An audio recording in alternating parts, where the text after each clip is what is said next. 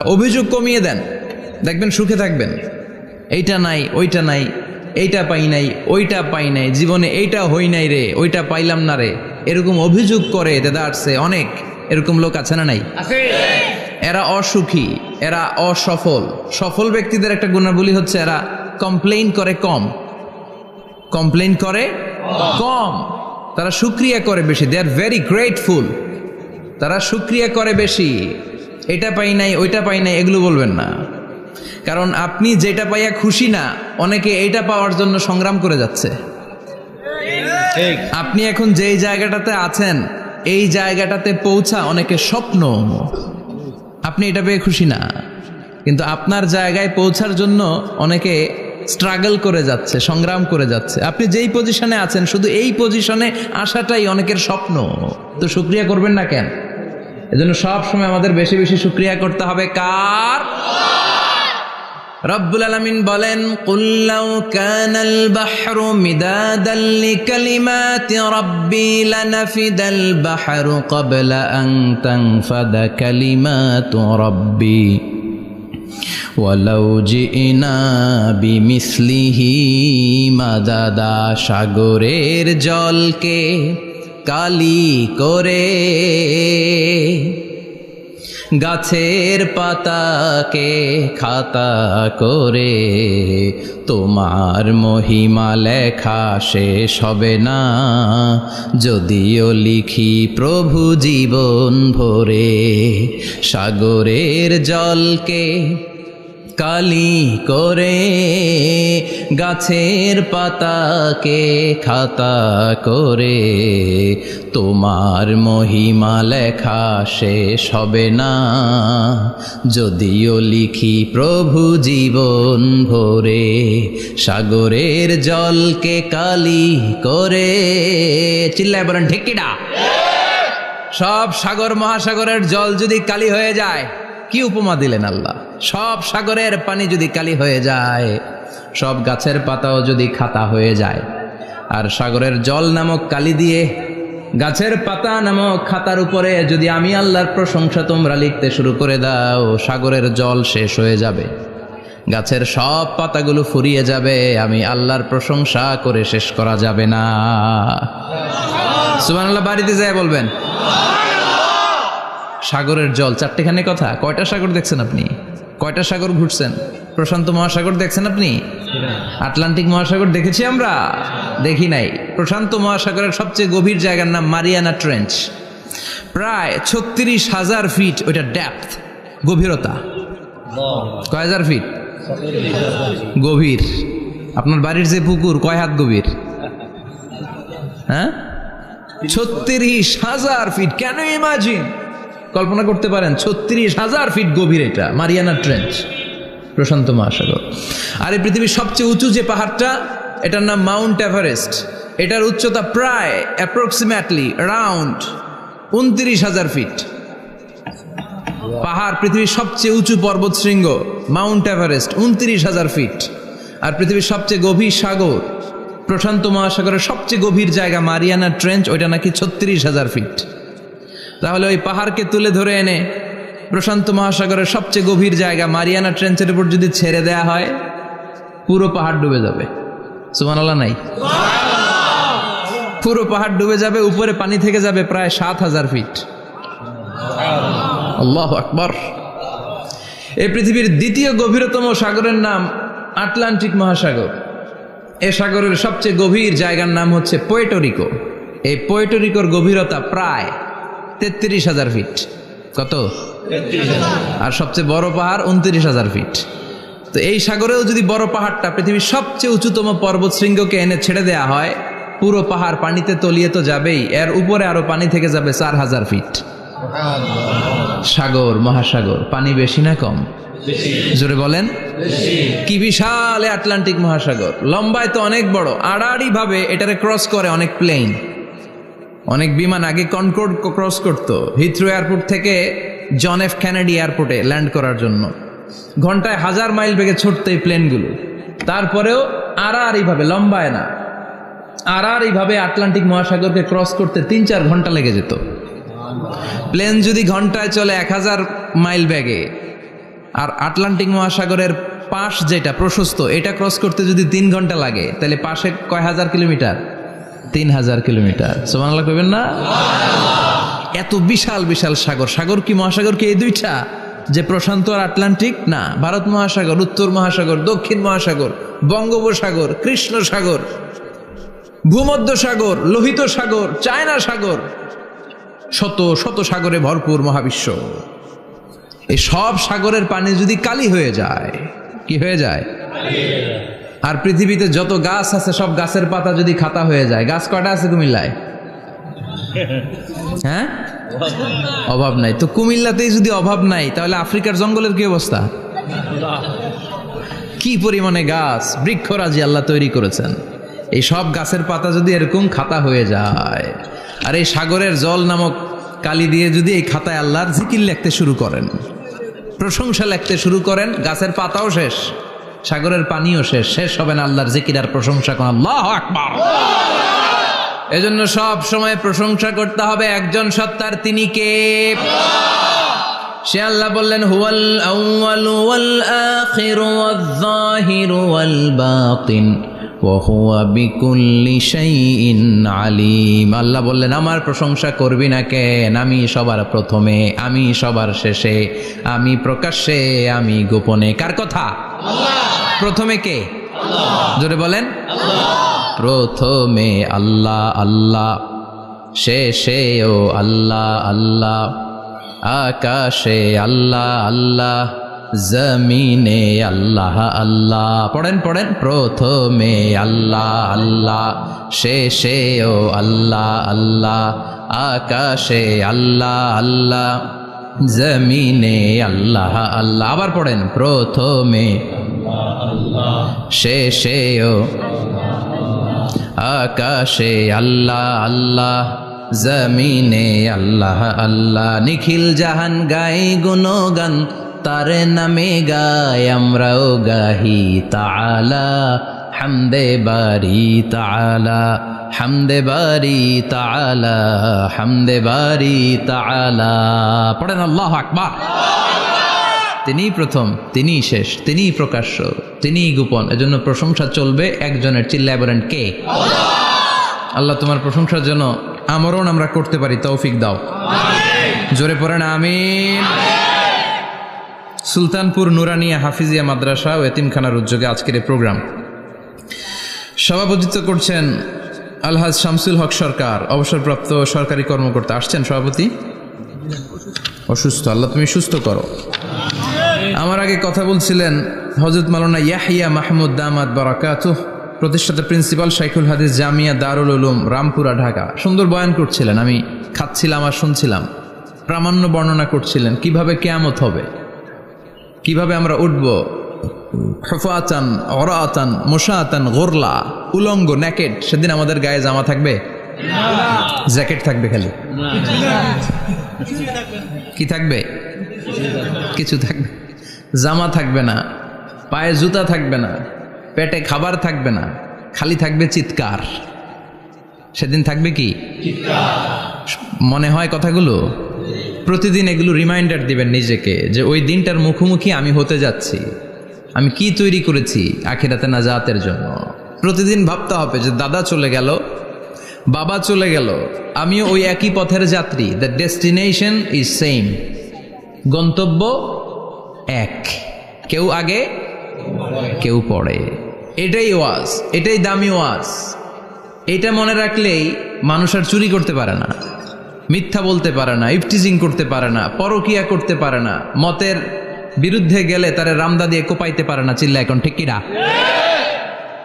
এটাই হচ্ছে ইসলাম। আখিরাতের স্মরণ, যিকরাদ্দার, চলে যেতে হবে। ছোট্ট আছি, বড় হব। এই যে দাড়ি পাকা মুরব্বীরা যারা আছেন, ওনার মায়ের পেট থেকে তো এরকম সাদা দাড়ি নিয়ে বেরিয়েছিল না? ছোট্ট বাচ্চা হয়ে এসেছিল, ওনারা ওয়া ওয়া করে কেঁদেছে। শৈশব, কৈশোর, যৌবন, প্রৌঢ়ত্ব, বার্ধক্য, বয়সের ভার, চুল আর দাড়ির শুভ্রতা। আগে ছিল সিঙ্গেল, হয়েছে ডবল, এরপর হয়েছে মেয়ের বাপ, এরপরে শ্বশুর, এরপরে নানা। This is the circle of life. এটাই সার্কেল, রাউন্ড, এভাবে ঘুরে আবার চলে যেতে হবে। এই চিন্তাটা যদি মাথায় থাকে, ওই লোক টেন্ডারবাজি করতে পারে? চাঁদাবাজি, ইফটিজিং, মিথ্যা বলতে পারে, যৌতুক খেতে পারে? এজন্য সব সময় give yourself the reminder of আখিরা। আখিরাতের রিমাইন্ডার নিজে দেন। অন্যায় হয়ে গেলে, ভুল হয়ে গেলে রিমাইন্ডার দেন যে থাকতে আসি নাই, চলে যাব। কেউ থাকতে পারে নাই, নবীরাও পারে নাই। যেই মালাকুল মাউত রুহু কবজ করে, ওই ফেরেশতা থাকতে পারছে? চলে গেছে। আমাদেরকে চলে যেতে হবে। আল্লাহ বুঝার তৌফিক দাও। তো উনি এগুলো নিয়ে দেখলাম কথা বলছিল, চমৎকার বলছিল। এরকম ভালো আলেমদের দাওয়াত দেওয়া উচিত, যারা কিচ্ছা কাহিনী না বলে কনস্ট্রাকটিভ কথা বলে, কিছু শিখে যাওয়া যায়, কিছু জেনে যাওয়া যায়। পুঁজির বোঝাটা হালকা না, ভারী করা যায়, ঠিক কি না? আল্লাহ আমাদেরকে তৌফিক দান করুক। উনি যা বললেন আমরা যেন আমল করতে পারি। আরো অনেকে কথা বলেছেন, যারাই বলেছেন নিঃসন্দেহে কোরআন থেকে বলেছেন। আমরা চাই এই কোরআনের কথা ছড়িয়ে পড়ুক শহর, গ্রাম, বন্দর, বিশ্বের আনাচে কানাচে, সব জায়গায়। রাজি আছেন তো? কোরআন দিয়ে দেশ চলুক আমরা চাই না? কোরআন দিয়ে সমাজ চলুক আমরা চাই না? কোরআনের ভেতরে সব সমস্যার সমাধান দিয়েছে কে? আল্লাহ। সমাধান চাও যদি জীবনে মরণে, ফিরে যাও খুঁজে নাও, চোখ রাখো কোরআনে। পড়েন সবাই, সমাধান ফিরে যাও খুঁজে নাও, চোখ রাখো কোরআনে। If you want the solution this দুনিয়ায় নাখিরা, go back, have a look to the holy কোরআনে। ঠিক কি না? Go back, sit down and have a look to the Quran. বসো, ঠান্ডা মাথায় দেখো কোরআনে কি বলেছে আল্লাহ। প্রবলেম সলভিং মেথোডোলজি, সব সমস্যার সমাধান এই কোরআনে আছে না নাই? এই কোরআনের মজলিসে আজকে আসতে বসতে পেরে খুশি না বেজার? কম না বেশি? আসুন আমরা আল্লাহর দরবারে শুকরিয়া জানাই আর পড়ি আলহামদুলিল্লাহ। প্রাণটা খুলে পড়েন আলহামদুলিল্লাহ। আল্লাহর একটা ডাক দেন, বলেন ইয়া আল্লাহ।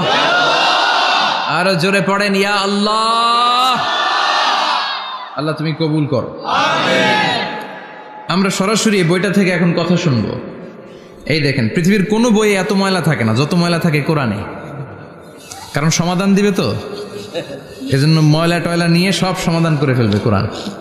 যত জায়গায় তাফসির করতে যাই ধুলাবালি মিশে থাকে। Quran for not your bookshelf, Quran is for your self. Quran আপনার বুক সেলফের জন্য না, কোরআন আপনার জন্য। আমরা বুক সেলফে রাখি, তাও নিচের থাকে না, উপরের থাকে, যাতে কেউ নাগাল না পায়। এরকম ডাকাইতে আছে না নাই? কোরআনের সাথে অ্যাটাচমেন্ট বাড়াতে হবে। You have to increase your attachment with the holy কোরআন। এটা এনলাইটেন করতে এসেছে আপনার জীবনকে, আলোকিত। এই যে আমরা কোরআনের উপর আলোকপাত করি না, এটা এনলাইটেন করে, আলো বিচ্ছুরিত করে, আপনার জীবনকে উজালা করবে। এজন্য কোরআনের সাথে সম্পর্ক বাড়াতে হবে, শুদ্ধভাবে পড়তে জানতে হবে, অর্থ জানতে হবে। আল্লাহ কি বলেছেন জানতে মনে চায় না? আসুন আমরা জানার চেষ্টা করি। আল্লাহ তুমি তৌফিক দাও, পড়েন আমিন। আমি আপনাদের খেদমতে সূরা ইয়াসিন থেকে তেলাওয়াত করছি, টের পাইছেন? ইয়াসিন মুখস্থ আছে কার কার? আর উঠবে না হাত? মাশাআল্লাহ। অর্ধেক মুখস্থ আছে কার দেখি? আচ্ছা, প্রথম 5 আয়াত মুখস্থ আছে কার? আচ্ছা, এই সূরার নাম আজকে প্রথম শুনছেন কে কে? হাত তোলেন। নাম সবাই শুনছে তাই না? আল্লাহ কবুল করো। আরো জোরে পড়েন আমিন। তো সূরাতুল ইয়াসিন থেকে আজকে আমরা কথা শুনবো ইনশাআল্লাহ। পড়েন ইনশাআল্লাহ, যতটুকু আমাদের সাধ্যে কুলায়। এটা মাক্কি সূরা। সূরা ইয়াসিনটা কি সূরা? মাক্কি সূরা। বিশ্বনবীর জীবনে 2টা পর্ব, একটা মাক্কি পর্ব, একটা মাদানী পর্ব। একটা হচ্ছে মাক্কি ইনিংস আর একটা মাদানী ইনিংস। ক্রিকেটে ইনিংস থাকে, ফার্স্ট ইনিংস, সেকেন্ড ইনিংস, বুঝতে সুবিধা না? কমন পড়ছে সবার? তো এটা হচ্ছে বিশ্বনবীর মাক্কি ইনিংসের একটা সূরা। মাক্কি ইনিংসের বৈশিষ্ট্য হচ্ছে বিশ্বনবী তাওহীদের দাওয়াত দিয়েছেন, রিসালাতের দাওয়াত দিয়েছেন, আখিরাতের কথা বলেছেন, একটু নরম নরম কথা বলেছেন। কারণ চারদিকে খালি মাইর। চারদিকে কি? কোরআনের কথা বললে মাইর আছে না? মার খেতে হয়, বকা শুনতে হয়, ঝুঁকি নিয়ে কথা বলতে হয়। চিল্লা এখন ঠিক কিনা? বিশ্বনবীরে বলা হলো এগুলো ছেড়ে দেন, এগুলো ছেড়ে দেন। সুন্দরী নারী দেব, টাকার পাহাড় দেব, ক্ষমতার চেয়ারে বসিয়ে দেব, সব দিব। এই হচ্ছে আমাদের 3 দফা। নারী দিব, সম্পদ দিব, ক্ষমতা দিব। বিষ্ণু বললেন আমার খালি 1 দফা। আমার কয় দফা? 1 দফা। লা ওয়াদাউ আশ-শামসা ফি ইয়ামিনি, সূর্য যদি ডান হাতেও দাও, ওয়াল কামারা ফি ইয়াসারি, চন্দ্র যদি বাঁ হাতেও দাও, এই কালেমার দাওয়াত থেকে 1 হাতও আমারে পিছনে নেওয়া যাবে না। চিল্লা এখন ঠিক কিনা? মুমিন কখনো ভয় পায় না, মুমিন কখনো পিছু হটে না, মুমিন স্ট্র্যাটেজি চেঞ্জ করে, মুমিন কৌশলী হয়। এই রাস্তা দিয়ে যাওয়া যায় না, বৈশা বৈশা কেঁদে লাভ নাই, রাস্তা আরেকটা খুঁজতে হবে, আরেকটা রাস্তা বানায় নিতে হবে। এটাই হচ্ছে মুমিনের বৈশিষ্ট্য। আল্লাহ তুমি বোঝার তৌফিক দাও। তো বিশ্বনবীর মাক্কি ইনিংসের খেলার সিস্টেম ছিল ঠ্যাক দিয়ে খেলতেন। ক্রিকেটে কি বলে যে উইকেট বাঁচায় খেলতে হবে, তোমার উইকেট যাতে পড়ে না যায়, তো ঠেকায় ঠেকায় খেলে। তো বিশ্বনবী ঠেকায় ঠেকায় খেলছেন, আর 4 ছক্কা মারছে সব মাদানি ইনিংসে।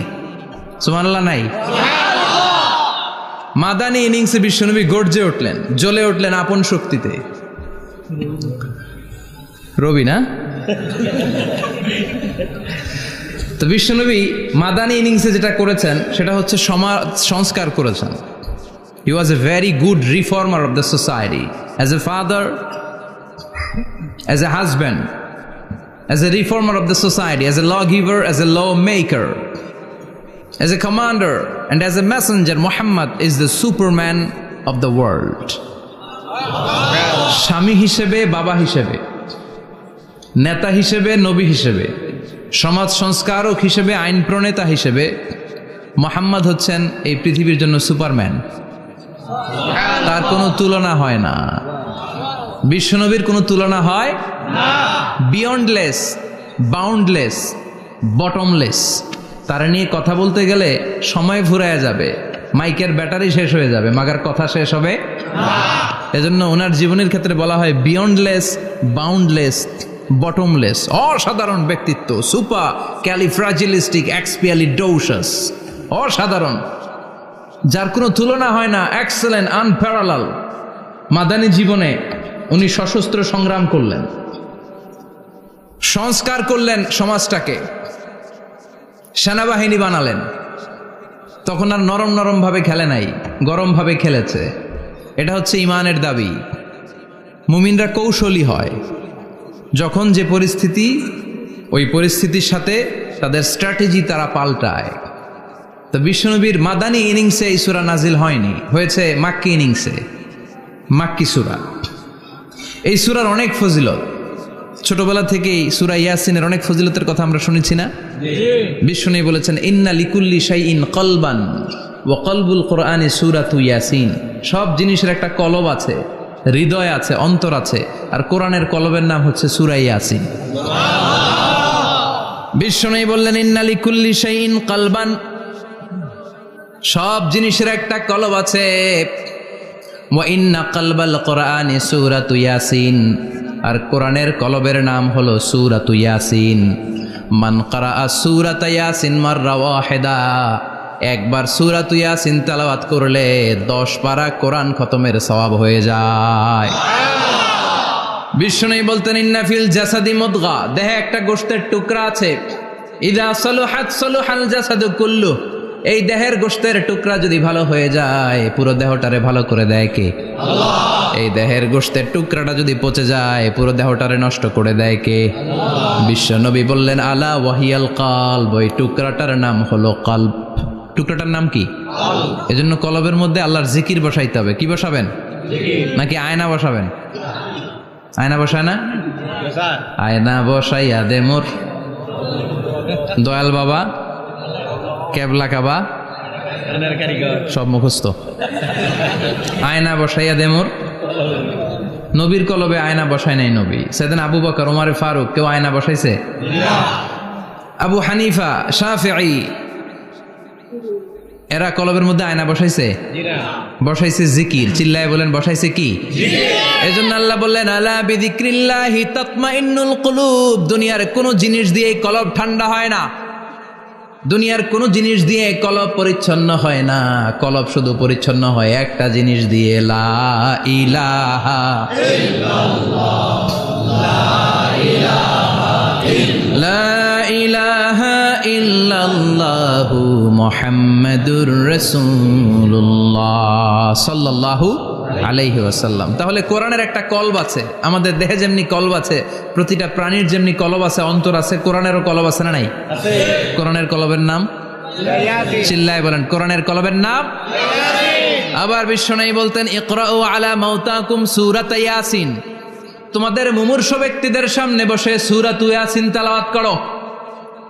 রূহ চলে যাবে, মৃত্যুর একেবারে দ্বার প্রান্তে দাঁড়িয়ে এই মুহূর্তে তার পাশে বসে পড়তে আরম্ভ করেন, ইয়াসিন ওয়াল কুরআনিল হাকীম ইন্নাকা লামিনাল মুরসালিনা আলা সিরাতিম মুস্তাকিম। ওই ব্যক্তির ঈমানের মৃত্যু দান করে দিবে কে? আল্লাহ। মৃত্যুর কষ্ট হালকা করে দিবে কে? আল্লাহ। আবার বিশ্বনবী বলতেন, রাত্রিবেলা যে ব্যক্তি একবার সূরাত ইয়াসিন তেলাওয়াত করে ঘুমাতে যায়, সকালবেলা নিষ্পাপ অবস্থায় তারে ঘুম থেকে জাগাবে কে? আল্লাহ। তাহলে এই সূরার মর্যাদা কম কম না বেশি বেশি? কলবুল কোরআন, এটা কোরআনের কলব, একবার পড়লে 10 পড়ার সওয়াব।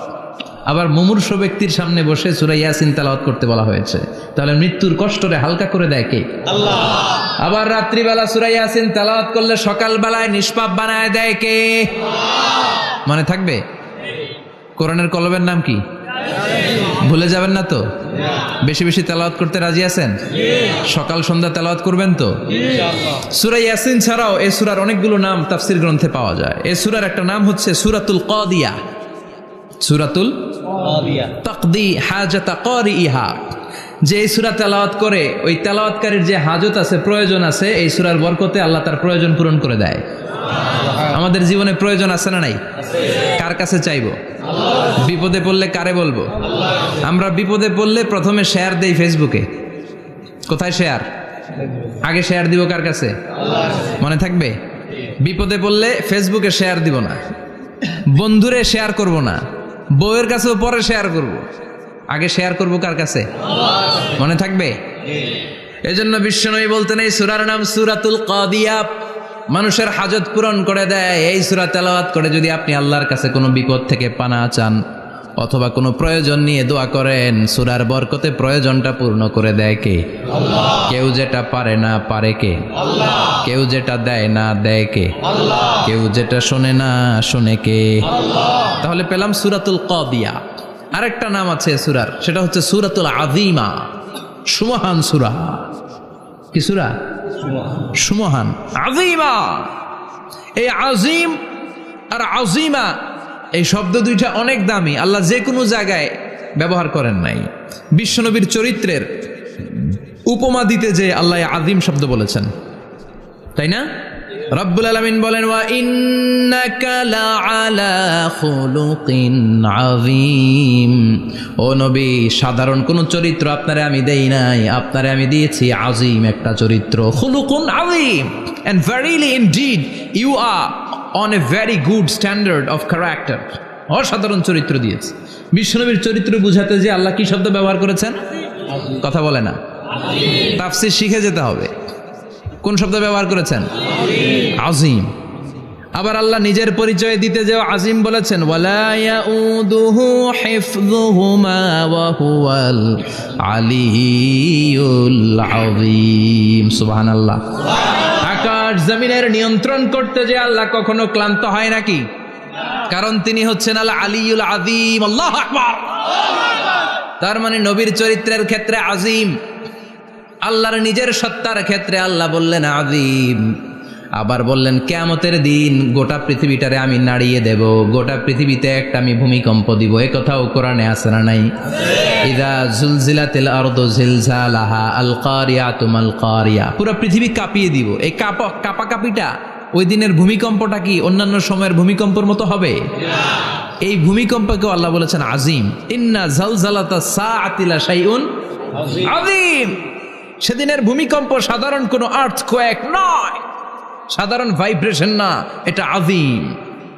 আবার আল্লাহ কোরআনকেও আযীম বলেছেন, ওয়ালাকাদ আতাইনাকা সাবআম মিনাল মাসানি ওয়াল কুরআনাল আযীম। ও নবী, আমি আপনার নিত্য পাঠনীয় সপ্তবাক্য সূরাতুল ফাতিহা দিয়েছি, সাথে সাথে কোরআনে আযীম দান করেছি। সুবহানাল্লাহ।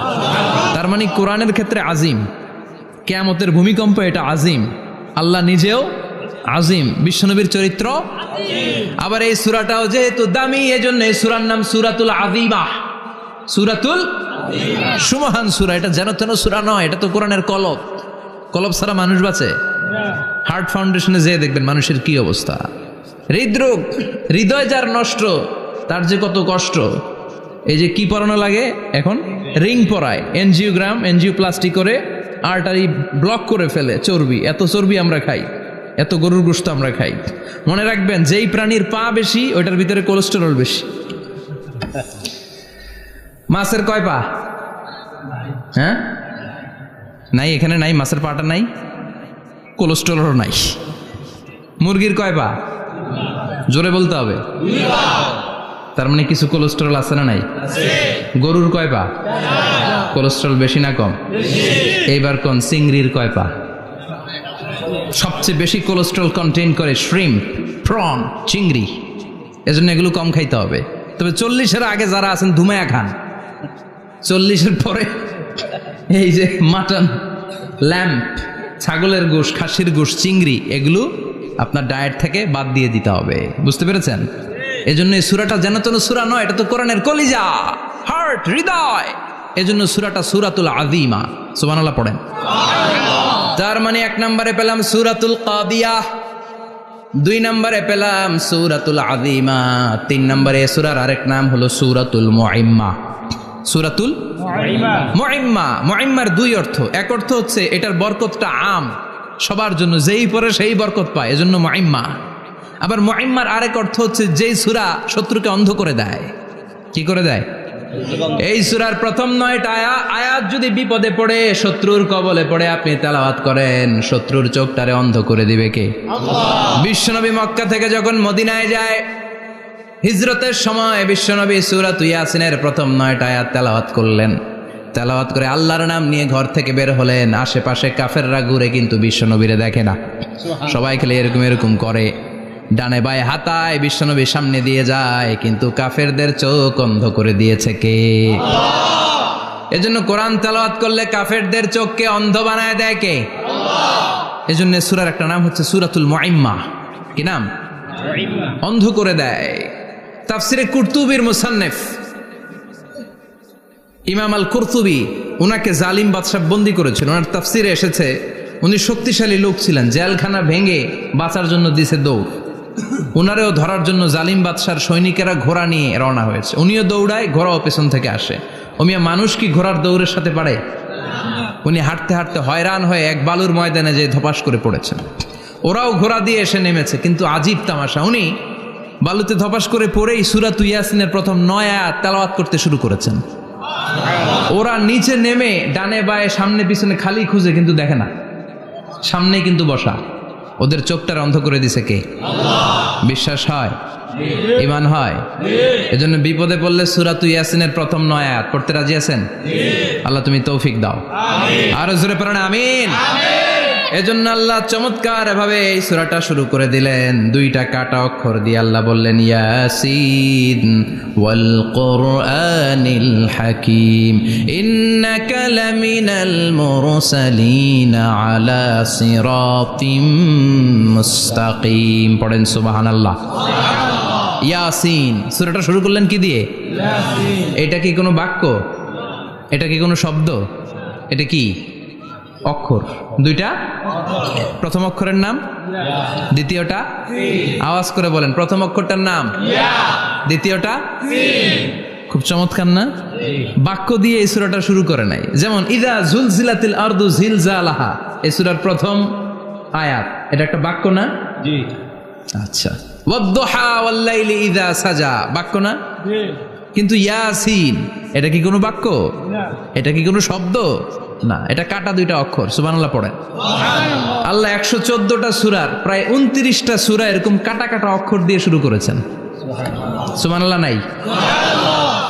এই 29টা সূরা কখনো আল্লাহ একটা অক্ষর দিয়ে শুরু করেছেন, কখনো 2টা অক্ষর দিয়ে, কখনো 3টা দিয়ে, কখনো 4টা দিয়ে, কখনো 5টা দিয়ে। একটা অক্ষর দিয়ে আল্লাহ কোরআনের সূরা শুরু করেছেন, এরকম একটা সূরা বলেন। নুন ওয়াল কলামি ওয়া মা ইয়াসতুরুন। নুন, নুন দিয়ে সূরা শুরু হয়ে গেছে। তারপরে কফ, এক অক্ষর দিয়ে সূরা শুরু হয়ে গেছে। সুবহানাল্লাহ পড়েন। সুবহানাল্লাহ। এবার বলেন 2 অক্ষর দিয়ে সূরা শুরু হয়েছে এরকম সূরা বলেন। আমিন। এত দূরে যান কেন? এটা আছে না নাই? আছে, ইয়াসিন। ইয়াসিন, সুবহানাল্লাহ পড়েন। ইয়াসিন 2 অক্ষর দিয়ে। তারপরে হামিম। এবার 3 অক্ষর দিয়ে আল্লাহ সূরা শুরু করছেন এরকম। আলিফ লাম মিম তা সিন মিম। আল্লাহু আকবার। আবার 4টা অক্ষর দিয়ে সূরা শুরু হয়েছে এরকম আছে না নাই? আবেশার কোন? আলিফ লাম মিম র, আলিফ লাম মিম সদ আছে না নাই? আবার 5টা কাটা অক্ষর দিয়ে সূরা শুরু হয়েছে এরকম সূরাও আছে না নাই? সূরা মারিয়ামের শুরুতে কি আছে? কাফ হা ইয়া আইন সাদ। সুবহানাল্লাহ পড়েন। এরকম প্রায় 29টা সূরা আল্লাহ কাটা কাটা অক্ষর দিয়ে শুরু করেছেন, কোনো বাক্য দিয়ে নয়, কোনো শব্দ দিয়ে নয়। কি দিয়ে? হারফ দিয়ে। হারফ, এই হারফগুলোরে বলে হুরুফ আত-তাহাজ্জি বা হুরুফ আল মুকাত্তাআত, কাটা কাটা অক্ষর। মনে রাখবেন কোরআনের আয়াতগুলো 2 ভাগে বিভক্ত, একটা মুহকাম, একটা মুতাশাবিহ। মুহকাম মানে যেগুলোর অর্থ আমরা জানি, যেগুলোর ব্যাখ্যা আমরা জানি, যেটার ইন্টারপ্রিটেশন, এক্সপ্লেনেশন আমাদের জানা আছে। আর মুতাশাবিহ আমরা অর্থ জানি না, আমরা ব্যাখ্যা জানি না, এটা দিয়ে আসলে কি বুঝাইছে আমরা কেউ জানে না। জানে একজন, চিল্লায় বলেন তিনি কে? আল্লাহ বললেন ওয়া ইন কুনতুম ফি রাইবিম মিম্মা নাযালনা আলা আবদিনা ফাআতু বিসূরাতিন মিন মিসলিহি ওয়াদউ শুহাদাআকুম মিন দুনিল্লাহি ইন কুনতুম সাদিকিন। আল্লাহ বললেন ও জাহেলি যুগের লোকেরা, শোনো শোনো, এত আরবি কবিতা বানাতে পারো, এত গল্প লিখতে পারো, আরবিতে এত নোবেল বানাতে পারো, উপন্যাস বানাতে পারো, আর্টিকেল লিখতে পারো, আমার নবীর উপর যে কোরআন আমি নাজিল করেছি এই কোরআনের ব্যাপারে অন্তরে যদি কোনো সন্দেহ থাকে, বাপের বেটা হলে পারলে কোরআনের মতো একটা সূরা বানিয়ে নিয়ে আসো। পারছে? কিয়ামত পর্যন্ত কেউ পারবে? বিশ্বনবী যেই জামানাতে এসেছিলেন ওই জামানায় আরবি ভাষা সাহিত্যের উৎকর্ষতা সাধিত হয়েছিল। আরবি ভাষার এতটা উৎকর্ষ পৃথিবী কখনো দেখে নাই। কবিতা, গদ্য, পদ্য, গল্প, উপন্যাস, রচনা, প্রবন্ধ, আর্টিকেলের সয়লাভ। এই ভাষা সাহিত্যিকদের চোখে আঙ্গুল দিয়ে আল্লাহ বুঝাতে চাইলেন এত অর্থ করতে পারো, এত ব্যাখ্যা জানো, এত বড় বড় বুলিয়া ওড়াও, এত কিছু তুমি জানো, তাহলে বলো ইয়াসিন অর্থ কি? সুবহানাল্লাহ কইবেন না? তাইলে বল নুন অর্থ কি? কফ মানে কি? আলিফ লাম রা মানে কি? ফাবুহিতাল্লাযী কাফার। কেউ জানে না, কেউ উত্তর দিতে পারে না। কোন সুবহানাল্লাহ। এটা কোরআনের মুজিজা, এটার অর্থ কেউ জানে না। আর এগুলোর অর্থ নিয়ে খোঁচাখুচি করাও ঠিক না। তবে মুফাসসিরিনে ইকরাম এগুলোর কিছু অর্থ সম্ভাব্য বলার চেষ্টা করেছেন। যেমন ইয়াসিনের অর্থ ইবনে আব্বাস বলেছেন এর অর্থ হতে পারে ইয়া ইনসান, হে মানুষ। সুবহানাল্লাহ পড়েন। কেউ কেউ বলেছে এটার অর্থ হতে পারে ইয়া সাইয়্যিদ আল মুরসালিন। কেউ কেউ বলেছেন ইয়াসিন হতে পারে ইসমুল্লাহ, আল্লাহর নাম। কেউ বলেছেন এটা হতে পারে ইসমুন লিন নবী, বিশ্ব নবীর নাম। আবার কেউ কেউ বলেছেন ইয়াসিন হতে পারে এই কোরআনে কারিমের একটা নাম। কোন সুবহানাল্লাহ। এই সম্ভাব্য সব কথাগুলো বলে পৃথিবীর সব মুফাসসিররা বলতে বাধ্য হয়েছেন আল্লাহু আ'লামু বিমুরাদিহি বিহি। এটার দ্বারা আসল অর্থ যে কি এটা আমরা কেউ জানি না। জানে কে? আল্লাহ। চিৎকার করে বলতে হবে জানে কে? আল্লাহ। তাহলে ইয়াসিন মানে আমরা জানি না। ইয়াসিনের অর্থ আমরা ছেড়ে দেব কার উপর? আল্লাহ। এরপরে আল্লাহ বললেন ওয়াল কুরআনিল হাকীম। প্রজ্ঞাময়, বিজ্ঞানময় কোরআনের শপথ। ওয়াল কুরআনিল হাকীম, বিজ্ঞানময়, প্রজ্ঞাময় কোরআনের শপথ বা কসম। ওয়াল কুরআনিল হাকিমে যে ওয়া, এই ওয়াটারে আরবিতে বলে ওয়া আল কাসামিয়া। কি বলে? ওয়া আল কাসামিয়া। কসম কাটার জন্য আল্লাহ এই ওয়া ব্যবহার করেছেন। যত জায়গায় কোরআনে আল্লাহ কসম কেটেছেন ওই কসমের শব্দটার আগে ওয়া আছে না নাই? ও মিয়া, কোরআনে আল্লাহ সময়ের শপথ করেছেন, কসম কেটেছেন, যুগের কসম কেটেছেন। যুগের সময়ের আরবি হলো আল আসর। এই আসরের আগে ওয়া আছে না নাই? কি বলছে আল্লাহ? ওয়াল আসর, ওয়াল। আবার 3 ফলের কসম আল্লাহ কোরআনে কেটেছেন, কি বলেছেন? ওয়াত্তিন মানে 3-এর কসম। জাইতুনের কসম কেটেছেন, বলেছেন ওয়াজ্জাইতুন। তুর পাহাড়ের কসম কেটেছেন, বলেছেন ওয়াতুরে সিনিন। যত জায়গায় কসম তত জায়গায় ওয়াও আছে না নাই? পাহাড়ের নামে কসম কেটেছেন, আল্লাহ বলেছেন ওয়াত্তুর। সূর্যের নামে কসম কেটেছেন, আল্লাহ বলেছেন ওয়াশ-শামসি ওয়াদুহাহা। সুবহানাল্লাহ কইবেন না? ফজরের নামে কসম কেটেছেন, কি বলেছেন? ওয়াল ফাজর। জিলহজ মাসের প্রথম 10 রাতের কসম কেটেছেন, কি বলেছেন? ওয়া লায়ালিন আশর। জোর আর বেজরের কসম কেটেছেন, আল্লাহ বলেছেন ওয়াশ-শাফঈ ওয়াল ওয়াতর। সূরা ইয়াসিনে কাটা কাটা 2টা অক্ষরের পরে রব্বুল আলামিন কোরআনের কসম কেটেছেন, এজন্য আল্লাহ বলেছেন ইয়াসিন ওয়াল কুরআনিল হাকীম। ইয়াসিন ওয়াল কুরআনিল হাকীম, প্রজ্ঞাময় বিজ্ঞানময় কোরআনের শপথ। কোরআনের মধ্যে বিজ্ঞান আছে না নাই? বেশি না কম? বিশ্বাস হয় না? নাস্তিকদের কথা বিশ্বাস হয়? নাস্তিকরা বলে কোরআনের মধ্যে বিজ্ঞান নাই, কোরআনের মধ্যে সায়েন্স নাই, কোরআনের ভেতরে টেকনোলজি নাই। কিন্তু কোরআন বলে এমন কিছু নাই, মানুষের প্রয়োজনীয় এমন কিছু নাই যেটা আমার ভিতরে নাই। আল্লাহু আকবার। আল্লাহ বললেন মা ফররাতনা ফিল কিতাবি মিন শাই, কিতাবের মধ্যে আমি কিছু বাদ রেখে দেই নাই। ইতিহাসের কথা বলেছি, পাতালপুরীর কথা বলেছি, ঊর্ধ্ব জগতের কথা বলেছি, মহাকাশের কথা বলেছি, cosmology, astrology, geology, zoology, botany, human anatomy, embryology, সব কিছুর কথা কোরআনের মধ্যে দিয়েছে কে? কোরআনের ভেতরে মানুষের কথা আছে না নাই? কোরআনের মধ্যে গাভীর কথা আছে না নাই? গাভীর কথাও আছে। কই আছে? হ্যাঁ, সূরাতুল গাভীর সূরা। সুবহানাল্লাহ কইবেন না? মানুষের কথা আছে সূরাতুল ইনসান, জিনদের কথা আছে সূরাতুল জিন, মাকড়সার কথা আছে সূরাতুল আনকাবুত, মৌমাছির কথা আছে সূরাতুন নাহাল। মৌমাছির কথা বলেছেন, দুধের কথা বলেছেন, প্রাণীর কথা বলেছেন, খাদ্যের কথা বলেছেন, মানুষের দেহ বৈশিষ্ট্যের কথাও বলেছেন। চিৎকার করে পড়েন আল্লাহু আকবার। আল্লাহ বললেন ওয়া আওহা রাব্বুকা ইলান নাহলি আনিত্তাখিযি মিনাল জিবালি বুয়ুতাও ওয়া মিনাশ শাজারি ওয়া মিম্মা ইয়ারিশুন। সুবহানাল্লাহ পড়েন। ওয়া আওহা রাব্বুকা ইলান নাহল, আল্লাহ মৌমাছির কাছে সিক্রেট মেসেজ পাঠিয়েছেন। সুবহানাল্লাহ পড়েন। ওহীকে আরবিতে বলে সিক্রেট মেসেজ। সায়েন্টিফিক আলোচনা শুরু হইতেছে, মনোযোগ আছে না গেছে? জিমানি ধরছে? হ্যাঁ, মনোযোগ আছে না গেছে? তাকবীর দেওয়া যাবে? জোরে না আসতে? শুরুতে বিবাহিতরা দেন, এরপরে অবিবাহিতরা দেন, এরপরে সবাই মিলে দেন। বিবাহিত কারা কারা দেখি?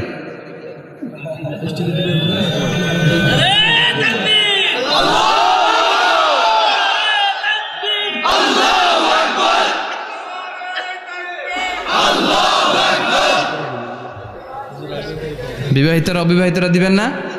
শুরুতে বিবাহিতরা দেন, তারপরে অবিবাহিতরা দেন, তারপরে সবাই মিলে দেন। বিবাহিতরা রেডি? দেখবো কাদের গলায় জোর বেশি। দেখি দেখি, বিবাহিতরা দেন। লিল্লাহি তাকবীর। মাশাআল্লাহ। এবার অবিবাহিতরা রেডি? আওয়াজ নাই, হেরে যাবে আজকে, হেরে যাবে। রেডি? তাকবীর দাও। লিল্লাহি তাকবীর।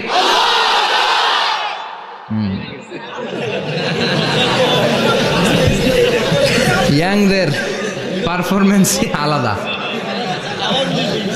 আওয়াজ বেশি। এবার সবাই মিলে 3টা লিল্লাহি তাকবীর, লিল্লাহি তাকবীর, লিল্লাহি তাকবীর। আল্লাহ মৌমাছিকে ওহী করেছেন। কি করেছে দেখেন, ওয়াল কুরআনিল হাকিম। আল্লাহ যে বললেন, শেষ হবে না এই কথা। ওয়াল কুরআনিল হাকিম, বিজ্ঞানময় কোরআনের শপথ, প্রজ্ঞাময় কোরআনের শপথ। বিশ্বনবী বলেন লা তুহসা আজাইবুহু, কোরআনের আশ্চর্যান্বিতার কোনো শেষ নাই। ওয়ালা তাবলা গারাইবুহু, কোরআন কোনোদিন কারো কাছে পুরাতন মনে হয় না। ফিহি মাসাবিহুল হুদা, কোরআনের মধ্যে আছে হেদায়েতের মশাল। ওয়া মানারুল হিকমা, কোরআন হলো বিজ্ঞানের সুউচ্চ মিনার। লা তুহসা আজাইবুহু, কোরআনের আশ্চর্যান্বিতার শেষ নাই। যতই পড়বেন আপনি আশ্চর্য হয়ে যাবেন, যতই স্টাডি করবেন, যতই অধ্যয়ন করবেন, আপনার চোখকে খুলে দিবে কে? আল্লাহ। ওয়ালা তাবলা গরাইবহু, কোরআন কখনো পুরাতন হয় না। পুরান হয় নাকি? যার বয়স 50 বছর ধরে নামাজি মানুষ, প্রতি নামাজের প্রত্যেক রাকাতে কোন সূরা পড়া লাগে? তো 50 বছর যদি কেউ নামাজি হয়, তাহলে কত লক্ষবার উনি সূরা ফাতিহা পড়ছে উনি নিজে জানে? তারপরেও কোনোদিন কি মনে হয়েছে সূরা ফাতিহাটা একটু পুরান পুরান লাগে? আজকে কুল হল্লা দিয়ে শুরু করুন, কথা বলেন। পুরান লাগছে কোনোদিন? এত পড়ছি এটা, আজকে আর এটা না, আজকে আর একটা, এরকম মনে হয়? বলা চাপলা গরাইবহু, পুরান লাগে না। প্রতিদিন নতুন, প্রতিনিয়তই নতুন, অলওয়েজ নিউ, সব সময় নতুন। এজন্য বিশ্বনবী বললেন লা তুহসা আজাইবুহু, কোরআনের আশ্চর্যান্বিতার শেষ নাই। ওয়ালা তাবলা গরাইবুহু, কোরআন কখনো পুরাতন হয় না। ফিহি মাসাবিহুল হুদা, কোরআনের মধ্যে আছে হেদায়েতের মশাল। ওয়া মানারুল হিকমা, কোরআন হলো বিজ্ঞানের সুউচ্চ মিনার। সুবহানাল্লাহ। আল্লাহ বললেন ওয়া আওহা রাব্বুকা ইলান নাহাল, আমি মৌমাছির কাছে মেসেজ দিলাম, সিক্রেট মেসেজ। আনিত্তাখিযি মিনাল জিবালি বুয়ুতা, তোমরা পাহাড়ের মধ্যে তোমাদের বাড়ি বানাও, মৌচাক বানাও। অমিনা সাজার, গাছের মগ ডালে, বড় বড় ডালে তোমরা বাসা বানাও। ওয়ামিম্মা ইয়ারিশুন, উঁচু উঁচু জায়গায় মৌচাক বানাও, যাতে করে গ্রামের ছোট্ট ছেলেরা ঢিল মারতে না পারে। কোন সুবহানাল্লাহ। মৌমাছির আল্লাহ শিখাই দিছে। নিচু জায়গায় কোনোদিন মৌমাছির বাসা দেখবেন? নিচু জায়গায় সহজে নাগাল পাওয়া যায়, ধরা যায়। কথা কন। ডাল বেয়ে মগ ডালে ওঠা লাগে মধু খাইতে চাইলে। চিল্লায় বলেন ঠিক কিনা? আল্লাহ সিক্রেট মেসেজ দিলেন আর বললেন আনিত্তাখিযি। আলেম যারা আছেন বলেন তো, ইত্তাখিযি এটা কি মুজাক্কারের সিগা না মুয়ান্নাসের সিগা? কথা কইতে হবে। কেউ নাই এটার উত্তর দেওয়ার মতো। মুয়ান্নাস, মাশাআল্লাহ। এটা স্ত্রীবাচক শব্দ। আল্লাহ মৌমাছিকে যে মেসেজ করছে পুরুষ মৌমাছিরে কয় নাই, এটা নারী মৌমাছিরে কইছে। চিল্লা এখন সুবহানাল্লাহ। এখন গবেষণা করে দেখা গিয়েছে, কার্ল ভন ফ্রিচ একজন অস্ট্রিয়ান বিজ্ঞানী, উনি এটা নিয়ে গবেষণা করে 73 সালে 1973-তে নোবেল পেয়ে গেছে। এই আয়াতের উপর গবেষণা করে আল্লাহ কেমন করে সিক্রেট মেসেজ দিয়েছেন, কেমন করে মৌমাছি মৌচাকের বাসা বাঁধে, কেমন করে মধু আহরিত হয়, এটার উপর গবেষণা করে উনি একটা বই লিখেছেন, দ্য ডান্সিং বিজ। নেচে যাওয়া মৌমাছিগুলো, নাচতে নাচতে যেতে থাকা মৌমাছিগুলোর উপর একটা বই লিখে, দ্য ডান্সিং বিজ লিখে উনি নোবেল প্রাইজ পেয়েছেন এই মধুর উপরে। চিল্লায় পড়েন আল্লাহু আকবার। এখন কোরআনের আয়াত থেকে বোঝা গেল আনিত্তাখিযি মিনাল জিবালি বুয়ুতা, আল্লাহ নারী মৌমাছিকে বলেছেন মৌচাক বানাও, তোমাদের মধু রাখার জন্য বাসা বানাও। কার্ল ভন ফ্রিচ গবেষণা করে পেয়েছে মৌচাকের বাসা বানানো হয়, মধু আহরণ করা হয়। যেই মৌমাছিটা নেতৃত্ব দেয় এটা পুরুষ মৌমাছি নয়, এটা হলো মহিলা মৌমাছি। কোন সুবহানাল্লাহ। পুরো মৌচাকের মধ্যে মধু আহরণ, মধু নেওয়া, পুরো প্রসিডিউরটা সারার জন্য কোনো পুরুষ মৌমাছি লিডিং দেয় না, লিডিং দেয় একটা নারী মৌমাছি, স্ত্রী মৌমাছি। এজন্য ইত্তাখিয, ম্যাসকুলিন জেন্ডার ইউজ না করে আল্লাহ বলেছেন ইত্তাখিযি। নারী মৌমাছিকে আল্লাহ অ্যাড্রেস করে বলেছেন যাও মৌচাক বানাও আর এটার মধ্যে মধু আহরণ করো। চিল্লায় পড়েন আল্লাহু আকবার। আল্লাহ বললেন ইত্তাখিযি মিনাল জিবালি বুয়ুতা, পাহাড়ের মধ্যে ঘর বানাও। ওয়ামিনাস সাজার, গাছের বড় ডালের মধ্যে ঘর বানাও। ওয়ামিম্মা ইয়ারিশুন, উঁচু উঁচু জায়গায় ঘর বানাও। উনি গবেষণা পেয়েছেন এই মধুর মধ্যে অসাধারণ কিছু ন্যাচারাল অ্যান্টিসেপটিক আছে। কি আছে? Natural antiseptic. এটার নাম হচ্ছে প্রপিলিস। প্রপিলিস নামে একটা লিকুইড পাওয়া যায় মৌচাকের মধ্যে। এটা কাটা জায়গায় লাগা দিলে স্যাভলন, ডেটল কিছু লাগানো লাগবে না। ওই প্রপিলিসের কারণে আপনার কাটা জায়গা এমনি শুকিয়ে যাবে। সুবহানাল্লাহ পড়েন।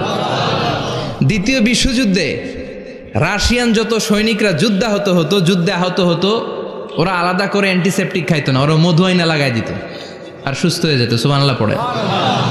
নিউজিল্যান্ডের কিছু বিজ্ঞানীরা আবিষ্কার করেছে মৌমাছির হুলের ভিতরে রেমিটিক ফিভারের অ্যান্টিবায়োটিক আছে।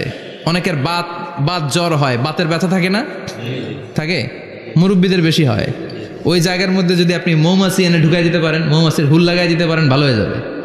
মৌমাছি যখন হুল ফুটে আরাম লাগে না অনেক?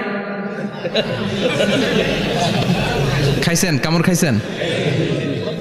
হ্যাঁ, মজা লাগে। তো নিউজিল্যান্ডের এই গবেষকরা এরা আবিষ্কার করেছে যে মৌমাছি যদি হুল ফুটিয়ে দেয়, ওইখানে বাতের ব্যথা থাকলে, বেদনা থাকলে এটা ভালো হয়ে যাবে। আমি নিজে দেখেছি, বিবিসি একটা ডকুমেন্টারি, ইজিপশিয়ান একজন ফিজিশিয়ান, চিকিৎসক, উনি ওনার বাতের ব্যথায় আক্রান্ত যত রুগীরা আছে ওদের গায়ের মধ্যে মৌমাছি এনে এনে নিজে নিজে হুল ফুটায়। রুগী চিৎকার মারে, ও মাগো, ও আল্লাহ গো, কিন্তু একদিন পরে ব্যথা নাই, আর কয় ভালো হয়ে গেছি। সুবহানাল্লাহ কইবেন না? তো এজন্য এই কার্ল বন ফ্রিজ 1973-তে দ্য ডান্সিং বিজ লেখে গোটা বিশ্বকে তাক লাগিয়ে দিয়েছে। তার গবেষণার প্রতিটি পয়েন্ট কোরআনের এই আয়াতের সাথে মিলে যায়। চিৎকার করে পড়েন আল্লাহু আকবার। এই যে আমরা মধু খাই, এই মৌচাকের ভেতরে অন অ্যান অ্যাভারেজ অ্যারাউন্ড 60,000 মৌমাছি থাকে। তিন ভাগে, একটা হচ্ছে কুইন বি, একটা মেল বি, আর একটা হচ্ছে ওয়ার্কার বি। একটা থাকে রানী মৌমাছি, এর নেতৃত্বে সবাই চলে। আর একটা থাকে মেল বি, পুরুষ মৌমাছি, বংশ বাড়ানোর জন্য এদের কাজে লাগে। আর সব হচ্ছে ওয়ার্কার বি, সবাই কাজ করে। আল্লাহ বললেন সুম্মা কুলি মিন কুল্লি সামারাত ফাসলুকি সুবুলা রাব্বিকি যুলুলা। আল্লাহ সিক্রেট মেসেজ দিয়ে বললেন গাছের উপরে বাসাবাদ, পাহাড়ের উপরে মৌচাকের বাসাবাদ, উঁচু উঁচু জায়গায় তোমরা তোমাদের বাসা বাঁধো। সুম্মা কুলি মিন কুল্লি সামারাত, এরপর এলাকার যত মিষ্টি মিষ্টি ফুল আছে, ফল আছে, ওখান থেকে রস নিয়ে আসো। সুবহানাল্লাহ। পুষ্প রস সংগ্রহ করে মধুগুলো, এটার বলে sweet nectar. They collect the sweet nectar from the flowers. এবং মধুর মধ্যে এত চমৎকার জিনিস থাকার কারণ হচ্ছে মৌমাছিগুলো ওই এলাকার সব ধরনের ফুল, ভালো ভালো সুগন্ধযুক্ত ফুল ফল থেকে রস নিয়ে আসে। তো ওই গাছগুলোর মধ্যে বনাজি গাছ আছে না নাই? ঔষধি গাছ আছে না নাই? এজন্য মধুরে বলা হয় সব রোগের ঔষধ। যত বনাজি ঔষধি গাছের নির্যাস আর পুষ্প রস আছে, সব আল্লাহ মধুর ভিতরে ঢুকায়া মধুকে আল্লাহ ন্যাচারাল ভ্যাকসিন বানিয়ে দিয়েছেন। চিল্লায়ে পড়েন আল্লাহু আকবার। আল্লাহ বললেন সুম্মা কুলি মিন কুল্লি সামারাত, সব ফল আর ফুল থেকে নেকটার পুষ্পরস নিয়ে আসো। ফাসলুকি সুবুলা রাব্বিকি যুলুলা, যেমন যেমন গিয়েছিলা পথ চিনায় আবার ফিরে আসো। ইয়াখরুজু মিন বুতুনিহা শারাব, এরপর তাদের পেট থেকে বের হয় শারাব। মুখতালিফুন আলওয়ানু, এক একটা মধুর কালার হয়ে যায় এক এক রকম। কোন সুবহানাল্লাহ। সরষে ফুলের মধু একটু সাদা সাদা হয় না? আমি হচ্ছি মধু খাওয়ার পোক। আমি দেশে বিদেশে যেখানে গিয়েছি ফ্রেশ হানি আমি অনেক খুঁজেছি। ইয়ামানি একটা মধু পাওয়া যায়, ইয়ামানের সাওয়াহিলি এলাকায়, পাহাড়ি এলাকায়, একেবারে কুচকুচে কালো। আবার অনেক মধু আছে কিছুটা খয়েরি এবং হলুদ বর্ণের। কিন্তু সরষে ফুলের যে মধুটা, এটা অনেকটা সাদা। এই পুষ্পরস নিয়ে মৌমাছিগুলো মৌচাকের মধ্যে ঢেলে দেয় না, এগুলো খেয়ে ফেলে। প্রত্যেকটা মৌমাছির পেটের ভেতরে আল্লাহ 2টা করে স্টোমাক দিয়েছে, পাকস্থলী। সুবহানাল্লাহ পড়েন।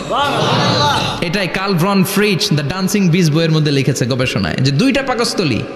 একটা পাকস্থলী দিয়ে মৌমাছি খায়, নিজে খেয়ে বাঁচে। আর একটা পাকস্থলী দিয়ে এই ফ্লাওয়ার নেক্টার, পুষ্প রস সংগ্রহ করে ওই পাকস্থলীতে রাখে। ওই পাকস্থলীর ভেতরে আল্লাহ একটা ন্যাচারাল এনজাইম দিয়েছেন। ওই এনজাইমের সাথে ওই পুষ্প রসটা মিক্সড হয়।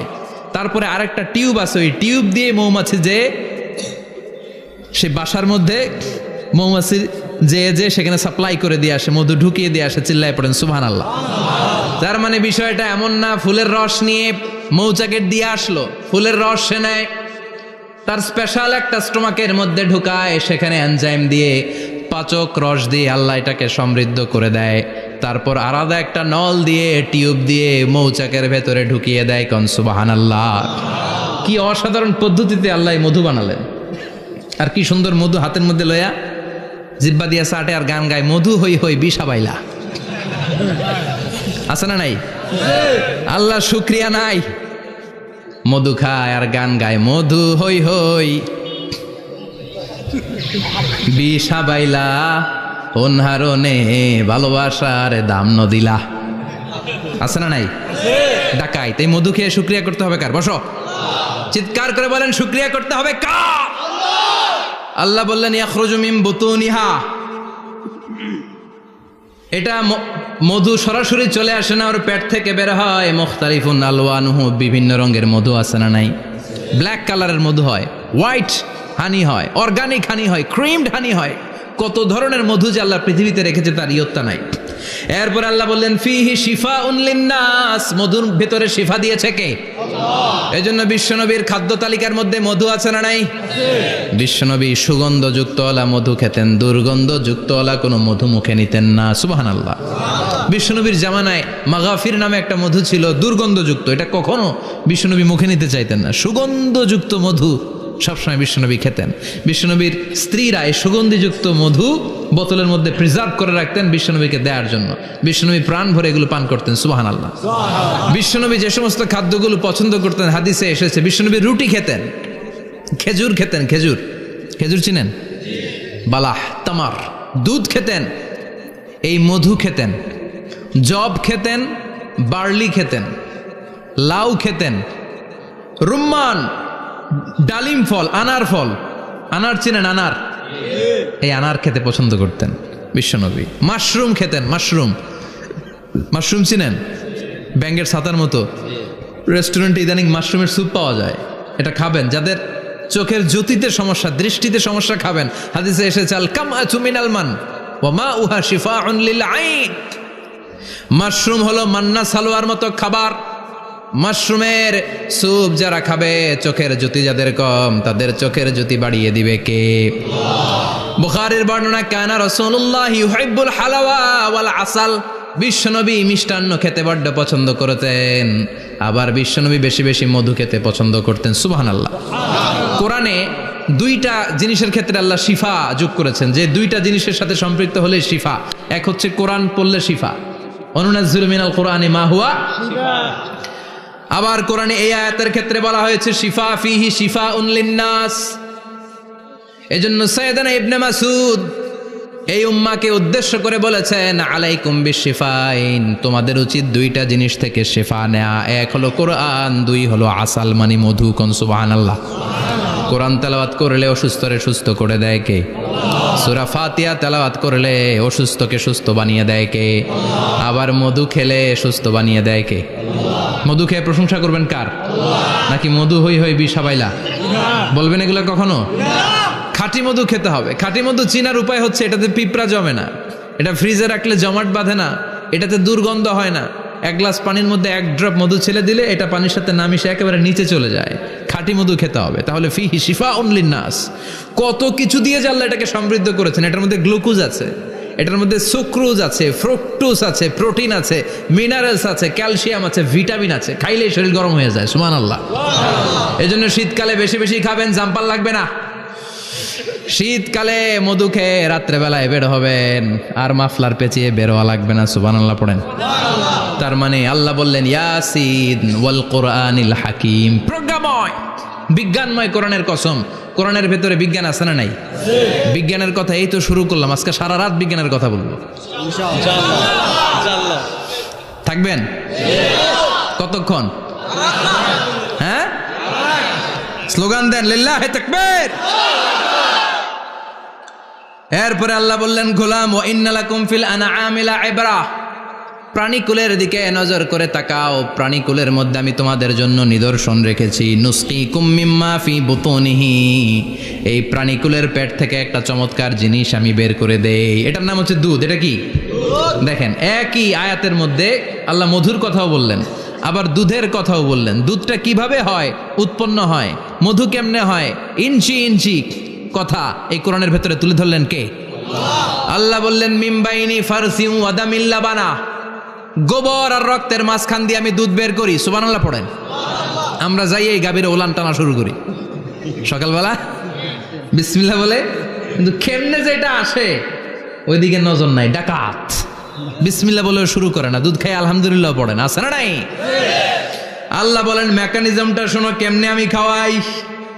আল্লাহ বললেন মিমবাইনি ফারসিউ ওয়াদামিল লাবানা, গোবর আর রক্তের মাঝখান দিয়ে আমি দুধ বের করে দেই। সুবহানাল্লাহ। গরু যে ঘাস খায়, এই ঘাস থেকে রক্ত হয় আর গরুর গোবর হয়। পেটের একদিকে থাকে গোবর, আরেক দিকে থাকে রক্ত। রক্তও দুর্গন্ধ, গোবরও দুর্গন্ধ। রক্তও নাপাক, গোবরও নাপাক। এই দুই নাপাক আর দুর্গন্ধের মাঝখান দিয়ে সুগন্ধযুক্ত দুধ বের করে দেয় কে? আল্লাহ বললেন মিমবাইনি ফারসিউ ওয়াদামিল লাবানা, গরু যে খাবারগুলো খায় ওই খাবারের এক পাশ দিয়ে গোবর হয়ে যায় আর এক পাশ দিয়ে রক্ত হয়ে যায়, মাঝখান দিয়ে দুধ বের করে দেয় কে? What a amazing mechanism of discharging milk from animal's body. What a amazing mechanism. একদিক দিয়ে গোবর দুর্গন্ধ, আরেক দিক দিয়ে এই ঘাস খাওয়ার কারণে রক্ত হয়, মাঝখান দিয়ে দুধ বের হয়ে যায়। সুবহানাল্লাহ। আবার বাছুর ছাড়া দুধ পাওয়া যায় না। গাভী আছে কার কার? হাত তোলেন তো। বাছুর ছাড়া দুধ পাওয়া যায়? শুধু গাভী, বাছুর নাই, দুধ আসবে? আবার এই যে বিশাল বড় ওলান 20 কেজি দুধ দেয় প্রতিদিন, এই ওলান কাটলে দুধ পাওয়া যায়? এক ফোঁটা দুধও ওলানটা কেটে টুকরা টুকরা করলে আপনি পাবেন না। এটা আলাদা মেকানিজম, এটা ভিতর থেকে একটা নির্যাস। বাছুর নিয়ে 2টা ঢু মারবেন, ওই নির্যাস দিয়ে দুধ বেরোতে থাকবে, গোবর আর রক্তের মাঝখান দিয়ে চিৎকার করে পড়েন আল্লাহু আকবার। এজন্য বিশ্বনবী বলতেন বেশি বেশি দুধ খাও। দুধ হলো সুষম খাদ্য। পৃথিবীতে আবিষ্কৃত যত খাবার আছে, দুধের চাইতে ভালো খাবার আছে নাকি? কথা কন। মানুষ পানি খেয়ে 3-4 দিন বাঁচে জানেন, আর পানির মধ্যে লবণ দিলে 7-8 দিন বাঁচতে পারবেন। আর দুধ পাইলে আজীবন বাঁচবেন আপনি। দুধ খেয়ে যদি হজম করতে পারেন, দুধ খেয়ে হজম করতে পারলে আজীবন বেঁচে যাবেন। সুষম খাদ্য। বিশ্বনবী যে রাতে মেরাজে যাবেন, সিদরাতুল মুনতাহা পার হওয়ার পরে বিশ্বনবীর পরীক্ষা শুরু হলো। বিশ্বনবীকে বুখারীর বর্ণনা 3টা গ্লাস দেয়া হলো। কাদাহ ফিহি লাবান, এক গ্লাসের মধ্যে দুধ ছিল। ওয়া কাদাহ ফিহি আসাল, আর এক গ্লাসের মধ্যে ছিল মধু, আর এক গ্লাসের মধ্যে ছিল মদ। কাদাহুন ফিহি খামার। বিশ্বনবীকে 3টা গ্লাস দিয়ে বলা হলো নবী চুজ করেন কোনটা নেবেন। এক গ্লাসে মধু, আর এক গ্লাসে দুধ, আর এক গ্লাসের মধ্যে বিশ্বনবীকে দেয়া হলো মদ। বিশ্বনবী বললেন যে এই গ্লাসের ভেতরে দুধ আছে, আমি ওই পেয়ালাটা নিলাম। সাইয়েদনা জিব্রাইল বললেন ইয়া রাসূলুল্লাহ আখাস্তাল ফিতরা, আপনি যেমন নিছেনও তেমন। সুবহানাল্লাহ কইবেন না? বিশ্বনবী দুধ খেতে পছন্দ করতেন। আর বিশ্বনবী বলতেন আলাইকুম বি আলবানিল বাকার, বেশি বেশি গরুর দুধ খাবা। ফাইন্নাহা তুরাম্মু মিনাল আশজার, কেননা এটা সবুজ লতা পাতা ঘাস পাতার নির্যাস। গরু কি খায়? ঘাস খায় না? এই ঘাসের নির্যাস হচ্ছে দুধ। বিশ্বনবী বলতেন বেশি বেশি দুধ খাবা। ফিহি শিফা, এর মধ্যে শিফা আছে। ফি লাবানিহা শিফা ও লুহমিহা দা, গরুর দুধে আছে শিফা, গরুর গোশতের মধ্যে আছে রোগ। সুবহানাল্লাহ কোন। কত বড় ফিলোসোফার বিশ্বনবী। বিশ্বনবী বলে গিয়েছেন গরুর দুধ বেশি খাও, কিন্তু গোশ বেশি খাইও না। আর আমরা গরুর গোশ পাইলে কোপায় ফেলাই। সাদা ভাত আর ঝাল গরুর মাংস যদি হয়, ওই যে অনেকের জিহ্বায় পানি চলে আসছে। সুবহানাল্লাহ কইবেন না? বিশ্বনবী বলতেন দুধ খাও, গোশ খাইও কম। গরুর গোশত কম খাবা, গরুর দুধ বেশি খাবা। সুস্থ রাখবে কে? আল্লাহ। আবার বিশ্বনবী মায়েদেরকে বলেছেন ও মায়েরা, সন্তান হওয়ার পরে 2 বছর দুধ খাওয়াবা। আল্লাহু আকবার। ওয়াল ওয়ালিদাতু ইউরদি'না আওলাদাহুন্না হাওলাইনি কামিলাইনি লিমান আরাদা আন ইউতিম্মার রাদা'a। সন্তান যারা পেয়েছো মায়েরা, বোনেরা, 2 বছর দুধ খাওয়া সন্তানদের সুস্থ রাখবে কে? আল্লাহ। বাচ্চা ডেলিভারির পরপরই আল্লাহ তাআলা মায়ের বুকে একটা দুধ দেয়, এটাকে বলে শাল দুধ। এটা হচ্ছে বাচ্চার জীবনের প্রথম প্রাকৃতিক টিকা। সুবহানাল্লাহ কয় না? এটা বেবির জীবনে ন্যাচারাল প্রাকৃতিক টিকা, প্রতিষেধক আল্লাহ দিয়ে দিয়েছে। আপনার বাচ্চাকে টিকা দিন, স্লোগান আছে না? 5টা-7টা টিকা দেওয়া লাগে। প্রথম টিকাটা আল্লাহ নিজেই ফ্রি দিয়ে দিছে। এটা শাল দুধের ভেতরে পাওয়া যায়। এজন্য বাচ্চাকে শাল দুধ খাওয়াতে হবে। তার ব্রেনের গ্রোথ হবে, সে শক্তিশালী হবে, সে দেশপ্রেমিক হবে, সে আল্লাহওয়ালা হবে। চিল্লা এখন ঠিক কিনা? যে মায়েরা বাচ্চারে দুধ খাওয়ায়, ওই বাচ্চারা মায়েরে ভালোবাসে বেশি। আর যেই মা গুলো বাচ্চারে দুধ না খাওয়ায় আর ডানু খাওয়ায়, আর কি কি আছে? হরলিক্স আর সিরালেক, কমপ্লেট। যারা এগুলো খাওয়াবে, ডানু খাওয়াবে, যারা ল্যাকটোজেন খাওয়ায়, যারা বুকের দুধ খাওয়াতে চায় না কোনো কারণ ছাড়া, 2 বছর বাচ্চারে দুধ দিতে চায় না, এই বাচ্চাগুলো বড় হলে ওই মারে বৃদ্ধাশ্রমে দিয়ে আসবে। কথা কন, কথা কন। এজন্য মায়েরা, বোনেরা, সন্তান হলেই তাকে বুকের দুধ দিয়ে আল্লাহর পক্ষ থেকে যে টিকাটা, এই টিকাটা পেটের ভেতরে ঢুকাই দিতে হবে। চিল্লা এখন ঠিক কিনা? এটা হচ্ছে ন্যাচারাল টিকা। এজন্য আল্লাহ বললেন ইয়াসিন ওয়াল কোরআনিল হাকিম। ইয়াসিন, বিজ্ঞানময় কোরআনের শপথ। কোরআনের মধ্যে বিজ্ঞান আছে না নাই? অভাব নাই। কয়টা শুনবেন? আল্লাহ কসমোলজির কথা বলেছে, অ্যাস্ট্রোলজি কথা। কসমোলজি হচ্ছে সৃষ্টি তত্ত্ব। কসমোলজি কি? সবাই বলেন কসমোলজি কি? আল্লাহ বললেন আওয়ালাম ইয়ারাল্লাযীনা কাফারু আন্নাস সামাওয়াতি ওয়াল আরদা কানাতা রাতকান ফাফাতাকনাহুমা। কাফেররা কি দেখে না মহাবিশ্বের সব কিছু একসাথে মিলে ঝিলে ছিল, বিশাল এক বিস্ফোরণের মাধ্যমে আমি মহাবিশ্ব তৈরি করেছি। সুবহানাল্লাহ। আদিতে, শুরুতে কিন্তু সব আকাশ, বাতাস, জমিন, চন্দ্র, সূর্য, নক্ষত্র গ্রহ, নিহারিকা পুঞ্জ, গ্যালাক্সি, ব্ল্যাক হোল সব কিছু মিলেমিশে একসাথে ছিল। এটার ঘনত্ব ছিল খুব বেশি। মহাবিশ্বের সব কিছু ছিল একটা বিন্দু। এটাকে বিজ্ঞানীরা নাম দিয়েছে দ্য সিঙ্গুলারিটি, মহা একত্ব। এরপর একটা প্রচণ্ড বিস্ফোরণের মধ্য দিয়ে মহাবিশ্ব সৃষ্টি হয়েছে। এটার ওরা নাম দিয়েছে বিগ ব্যাং থিওরি। কি নাম? স্টিফেন হকিং মারা গেছে না গত বছর নাকি? হ্যাঁ, বছর খানিক আগে মারা গিয়েছে। সবচেয়ে বড় পদার্থবিজ্ঞানী ছিল। সে একটা বই লিখেছে, from the brief history of time, a brief history of time from big bang two black hole. সেখানে সে প্রমাণ করেছে কোরআনের এই আয়াত, কানা তারাতকান, মহাবিশ্বের সবকিছু একটা বিন্দু ছিল। চাঁদ, সূর্য, গ্রহ, তারা সব কি ছিল? কথা বলেন, সবাই বলেন, একটা মাত্র বিন্দু ছিল। আল্লাহ বলেন, don't the disbeliever observe that the heavens and earth were joined together, then I separated with a gigantic sound, explosion. সব একসাথে ছিল, চাঁদ, তারা, আকাশ, নদী, নালা সব একসাথে। তারপরে একটা বিকট বিস্ফোরণের মধ্য দিয়ে পৃথিবী হয়েছে, এ চাঁদ হয়েছে, চন্দ্র হয়েছে, সূর্য হয়েছে, মহাবিশ্বের সব কিছু এই মহাবিস্ফোরণের মধ্য দিয়ে হয়েছে। চিৎকার করে পড়েন আল্লাহু আকবার। এই যে ছোট্ট পৃথিবীতে আমরা বসে আছি, এই পৃথিবীর চেয়ে সূর্য 13 লক্ষ গুণ বড়। চিল্লায় পড়েন আল্লাহু আকবার। এটা কি বাড়ির কাছের কথা? 13 লক্ষ গুণ বড়, কল্পনা করা যায়? তার মানে কি সূর্যই সবচেয়ে বড়? না, সূর্যের চেয়ে অনেক বড় বড় তারা আছে। ব্যাটেলজিউস নামে একটা তারা আছে মহাকাশে, যেটা যে সূর্য পৃথিবীর চেয়ে 13 লক্ষ গুণ বড়। এই ব্যাটেলজিউস তারা সূর্যের চেয়ে 33 কোটি গুণ বড়। এই ব্যাটেলজিউস তারাটাই কি সবচেয়ে বড়? না, এর চেয়েও কত বড় তারা যা আছে কোনো হিসাব নাই। এরকম বিশাল বিশাল তারা ঘুরতে ঘুরতে মাওয়াকিউন নুজুম, ব্ল্যাক হোল নামে একটা রেঞ্জ আছে। এই রেঞ্জের মধ্যে যদি ঢুকে যায়, ছোট্ট বাচ্চার মুখে চকলেট দিলে বাচ্চা যেমনি চকলেট চুষে খেয়ে ফেলে, এই বিশাল বিশাল তারাগুলো ব্ল্যাক হোলের মধ্যে ঢুকলে এক মুহূর্তের মধ্যে নিঃশেষ হয়ে যায়। চিল্লায় পড়েন আল্লাহু আকবার। এজন্য আল্লাহ বললেন, ফালা উকসিমু বিমাওয়াকিউন নুজুম, এই তারকা নিঃশেষ হওয়ার যে জায়গাটা, এই জায়গার কসম আমি কোরআনের মধ্যে খেলাম। এই ব্ল্যাক হোলের রেঞ্জের ভেতরে তারা আসলে মুহূর্তের মধ্যে নিঃশেষ বানিয়ে দেয় কে? একটা তারার চেয়ে আরেকটা তারা বড়। এরকম 1000 কোটি তারা মিলে আমাদের গ্যালাক্সি। এই গ্যালাক্সির নাম হচ্ছে মিল্কি ওয়ে। কি নাম? আমাদের গ্যালাক্সির নাম কি? সবাই বলেন তো। Milky way. কি নাম? এরকম একটা গ্যালাক্সি না, লক্ষ কোটি গ্যালাক্সি আছে। আমাদের গ্যালাক্সির পরে সবচেয়ে কাছের গ্যালাক্সির নাম অ্যান্ড্রোমেডা। কি নাম? এই অ্যান্ড্রোমেডা গ্যালাক্সি আমাদের গ্যালাক্সি থেকে 2.5 মিলিয়ন লাইট ইয়ার দূরে, মানে 25 লক্ষ লাইট ইয়ার। সুবহানাল্লাহ কইবেন না?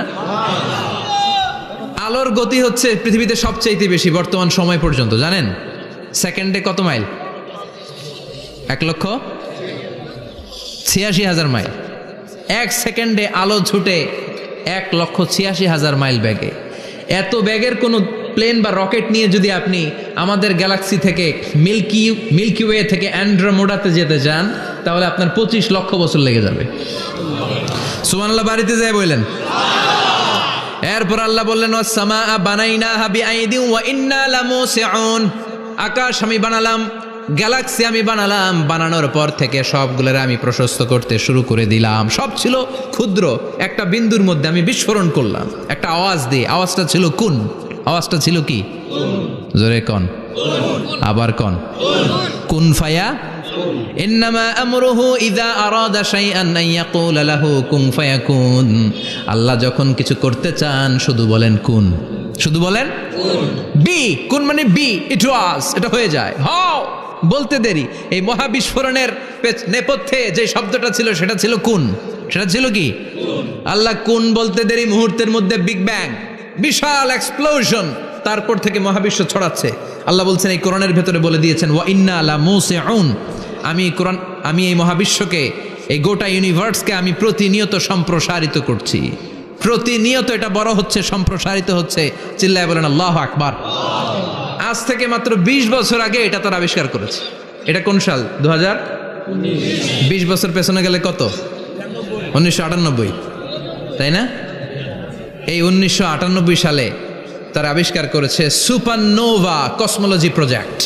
এই সুপারনোভা কসমোলজি প্রজেক্টে তারা এই সিদ্ধান্তে এসেছে যে মহাবিশ্ব কোন নামক এক বিস্ফোরণের পর থেকে যে সম্প্রসারিত হচ্ছে, আজ পর্যন্ত এটা শুধু বাড়ছে আর বাড়ছে, অ্যাক্সেলারেটিং হচ্ছে, এক্সপান্ডিং হচ্ছে, এটা কমছে না, কিয়ামত পর্যন্ত এটা বাড়তেই থাকবে। চিৎকার করে পড়েন আল্লাহু আকবার। এজন্য আল্লাহ বললেন ইয়াসিন ওয়াল কোরআনিল হাকিম, বিজ্ঞানময় প্রজ্ঞাময় কোরআনের শপথ। এই কোরআনের ভেতরে আমি কসমোলজির কথা বলেছি, অ্যাস্ট্রোলজির কথা বলেছি, জিওলজির কথা বলেছি, ফিজিক্সের কথাও বলেছি। সুবহানাল্লাহ। ফিজিক্স মানে কি? পদার্থ। পদার্থের সবচেয়ে বড় উপাদান হচ্ছে লোহা। লোহার কথা কিন্তু কোরআনে নাই। আছে? কই আছে? হ্যাঁ, সূরাতুল হাদিদ, লোহার নামে একটা সূরাই দিয়েছে আল্লাহ কোরআনে। সুবহানাল্লাহ পড়বেন না? সূরার নাম সূরাতুল হাদিদ। সূরার নাম কি? চিল্লায় বলেন, সূরার নাম সূরাতুল হাদিদ। হাদিদ মানে লোহা। আল্লাহ বললেন ওয়া আনজালনাল হাদিদা ফীহি বাসুন শাদীদ।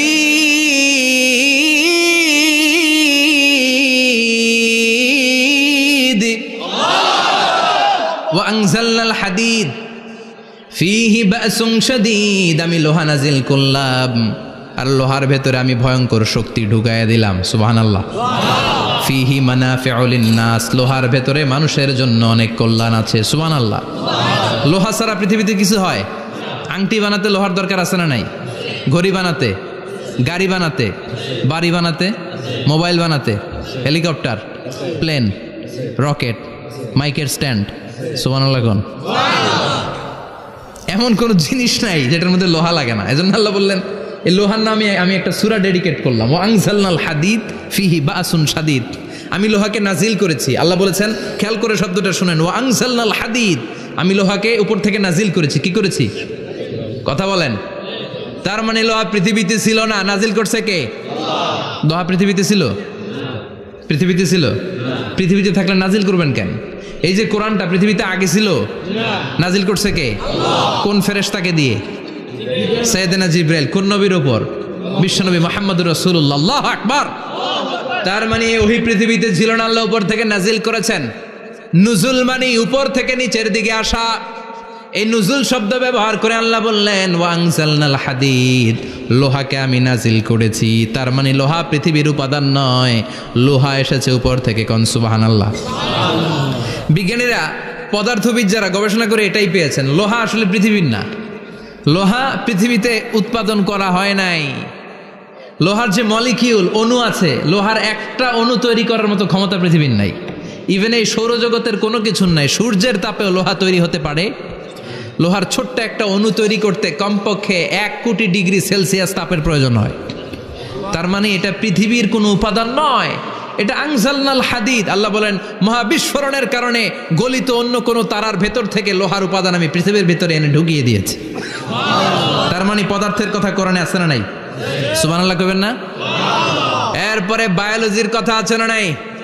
বায়োলজিক্যাল অ্যাসপেক্ট অফ মাউন্টেন্স, কেমন করে পাহাড়ি রেঞ্জ তৈরি হলো, আছে না নাই? ওয়াজআলনাল জিবালা আওতাদা, পাহাড়কে আমি পেরেক মেরে দিয়েছি। অমিয়া কাঠের ভেতরে যখন পেরেক মারেন, পেরেকের বেশিরভাগ অংশ কাঠের ভেতরে ঢুকে যায়, উপরে দেখা যায় সামান্য, ঠিক কিনা? তো লোহা যদি আল্লাহ পেরেক মারেন, উপরে যা দেখা যায় এটা সামান্য, আসল পাহাড় তো মাটির নিচে। সুবহানাল্লাহ কইবেন না? আসল পাহাড় কোথায়? পেরেক যদি কাঠের মধ্যে ঢুকিয়ে দেন, পুরো পেরেকটা কাঠে ঢুকে যায় না, উপরে দেখা যায় কদ্দুর? সামান্য। পাহাড়ের যা আপনি দেখেন এটা তো পেরেকের মাথা, পুরো পাহাড়টা আল্লাহ জামিনের ভেতরে গেড়ে দিয়েছেন। চিল্লায় পড়েন আল্লাহু আকবার। আবার আল্লাহ বললেন অমিনাল জিবালি জুদাদুম বিদু ওয়া হুমরুম মুখতালিফুন আলওয়ানু, আছে না নাই? ওয়া গারাবিবু সুদ, আল্লাহ বলেন নানা রঙের পাহাড় পর্বত মহাবিশ্বে আমি তৈরি করেছি। কোন পাহাড় হচ্ছে রক্তিম বর্ণের, কোন পাহাড়কে বানিয়েছি আমি কৃষ্ণ বর্ণের, কোন পাহাড়কে বানিয়েছি আমি শুভ্র বর্ণের, কোন পাহাড়ের রং কালো, কোনটা সাদা, কোনটা নীল, আছে না নাই? মহাবিশ্ব যখন তৈরি হয়েছে, পৃথিবীর মধ্যে 7টা টেকটনিক প্লেট তৈরি হয়েছে। 7 tectonic plates create the mountain range on earth. পৃথিবীতে এই পাহাড় তৈরির কারণ হচ্ছে 7টা প্লেট, এগুলোরে 7 টেকটনিক প্লেট বলে। এই প্লেটগুলোর কারণে পৃথিবীতে এই রং বেরঙের পাহাড় তৈরি হয়েছে। কত রঙের যে পাহাড় আছে, আরব বিশ্বে পাথরের পাহাড়, বাংলাদেশে মাটির পাহাড়, ব্রুনাই, সিঙ্গাপুর, ইন্দোনেশিয়াতে যদি যান আরেক ধরনের পাহাড়। চায়নার একটা শহর আছে গানজু সিটি, কি নাম? এই গানজু সিটিতে একটা পাহাড় আছে রেইনবো মাউন্টেন। ওখানে 7 রঙের পাহাড় পাওয়া যায় এক জায়গায়। সুবহানাল্লাহ কইবেন না? রেইনবো মানে কি? রংধনু। রংধনুর কয় রং? কথা কন। ছোটবেলা আমরা মুখস্থ রাখতাম বেনিয়া সহকলা, বেতে বেগুনি, নিতে নীল, হাতে আসমানি, শতে সাদা, হতে হলুদ, কতে কালো, লাতে লাল। সুবহানাল্লাহ নাই? মনে রাখার কি অসাধারণ পদ্ধতি। তো এই রেইনবো মাউন্টেন, রংধনুর 7 রঙের পাহাড় এক জায়গায় পাওয়া যায়। এখানে সাদা পাহাড়, এখানে সবুজ পাহাড়, এখানে নীল পাহাড়, ওখানে লাল পাহাড়, এখানে কালো পাহাড়। এই চায়নার গানজু সিটিতে আল্লাহ তাআলা 7 রঙের পাহাড় এক জায়গায় রেখেছেন। চিৎকার করে বলেন আল্লাহু আকবার। তার মানে বায়োলজির কথাও কোরআনের ভেতরে আছে না নাই? এরপর আল্লাহ বললেন কেমন করে আকাশ থেকে আমি পানি নাজিল করে, এটাও কোরআনে আছে না নাই? আমরা ছোটবেলা পড়েছি ওয়াটার সাইকেল, হাইড্রোলজিক্যাল সাইকেল, কেমন করে সূর্যের তীব্র তাপ সাগর থেকে পানিকে জলীয় বাষ্প করে উপসে নেয়, উপরে নিয়ে সেটাকে পুঞ্জীভূত করে দেয়, ঘনীভূত করে দেয়, মেঘ হয়ে যায়, সেখান থেকে ঝিরিঝিরি ঝিরিঝিরি বৃষ্টি পড়ে, আছে না নাই? আর ওই বৃষ্টির গান আমরা গাই, এই বৃষ্টি ভেজা রাতে তুমি চলে যেও না। ওই বৃষ্টি পেয়ে আল্লাহর কাছে দোয়া করে না? বিশ্বনবী বলেন রহমতের বৃষ্টির নিচে দাঁড়িয়ে কেউ যদি হাত তুলে দোয়া করে, ওই দোয়া কবুল করে কে? আল্লাহ। আবার আকাশের মধ্যে মেঘের ঘনঘটা দেখলে বিশ্বনবী পেরেশান হয়ে যেতেন, হয়রান হয়ে যেতেন, আর আল্লাহর কাছে বলতেন আল্লাহ এই মেঘ দিয়ে তুমি আমাদেরকে আযাব দিও না, তুমি আমাদেরকে গজব দিও না, তুমি আমাদেরকে শেষ করে দিও না, এই মেঘ থেকে তুমি আমাদেরকে রহমতের বৃষ্টি দাও। পড়ে না আমিন। বৃষ্টি দেখলে বিষ্ণু বলতেন আল্লাহুম্মা সাইয়িবান নাফিআ, ইয়া গাউসু আগিসনা গাউসান মুগীসান মারিআন মারিআন নাফিআন গায়রা দার আজিলান গায়রা আজিল। হে আল্লাহ এই বৃষ্টি থেকে তুমি ঠান্ডা রহমতের পানি দাও। কি দাও? আল্লাহ মেঘে দে পানি দে, ছায়া দে রে তুহু, আল্লাহ মেঘে দে। পড়েন পড়েন, আল্লাহ মেঘে দে পানি দে, ছায়া দে রে তুহু, আল্লাহ মেঘে দে। এই ওয়াটার সাইকেলের কথা আল্লাহ বলেছেন। আলাম তারা আন্নাল্লাহ ইউসজি সাহাবান। কাফের নাস্তিক যেগুলো সমাজের আবর্জনা খড়কুটা, ওরা কি দেখে না কেমন করে আমি বাতাসকে জলীয় বাষ্প করে আকাশে তুলি, বায়ুমণ্ডলে নিয়ে যাই, সুম্মা ইউআল্লিফু বাইনাহুম, জলীয় বাষ্পগুলারে তখন আমি ঘনীভূত করি, সুম্মা ইয়াজআলুহু রুকামান, এরপরে আমি মেঘে পরিণত করি, ফাতারাল ওয়াদকা ইয়াখরুজু মিন খিলালিহি, তারপর মেঘের ভেতর থেকে ঝিরিঝিরি ঝিরিঝিরি বৃষ্টি নাজিল করে কে? আবার আল্লাহ বললেন পানি থেকে আমি পৃথিবীর সব প্রাণগুলারে বানালাম, ওয়াজআলনা মিনাল মাই কুল্লা শাইইন হাইয়া ফালা ইয়াকিলুন, পানির ভেতরে থেকে সব প্রাণের উৎপত্তি পৃথিবীর মধ্যে ঘটিয়ে দিয়েছে কে? বিজ্ঞানীরা স্বীকার করেছে পৃথিবীতে যত প্রাণ পাওয়া যায়, যত প্রাণের ব্লুপ্রিন্ট পাওয়া যায়, সব এসেছে পানি থেকে। চিৎকার করে বলেন কোত্থেকে? পানি নাই তো প্রাণ নাই, পানিও আছে প্রাণও আছে। কোন সুবহানাল্লাহ। বিজ্ঞানীদের ধারণা, তারা ধারণা করে বলেছে পৃথিবীর প্রথম প্রাণের নাম হচ্ছে অ্যামিবা। কি নাম? ওরা বলেছে এটা এককোষী জীব, it's a very small unicellular organism found ever in the world. পৃথিবীতে পাওয়া প্রথম এককোষী প্রাণীর নাম হচ্ছে অ্যামিবা। এটা এসেছে শৈবালের মতো, এরপরে জুপ্লাংটন, ফাইটোপ্লাংটন, ব্যাকটেরিও প্লাংটন, একটার পর একটা স্পিসিজ প্রজাতি পৃথিবীতে ডেভেলপ করেছে। কোন সুবহানাল্লাহ। এই পানির কথা কোরআনের ভেতরে বলে দিল কে? এই জন্য আল্লাহ বললেন ওয়াল কোরআনিল হাকিম, বিজ্ঞানময় কোরআনের শপথ। এই কোরআনটা বিজ্ঞানের ঠাসা, এই কোরআন আশ্চর্যের শেষ নাই, এই কোরআন কোনোদিন পুরাতন হয় না। এই কোরআনের ভেতরে আল্লাহ দিয়েছেন হেদায়েতের মশাল, আর কোরআনটাকে বানিয়েছেন বিজ্ঞানের সুউচ্চ মিনার। জোরে কোন সুবহানাল্লাহ। তার মানে কোরআনে আমরা কি পেলাম?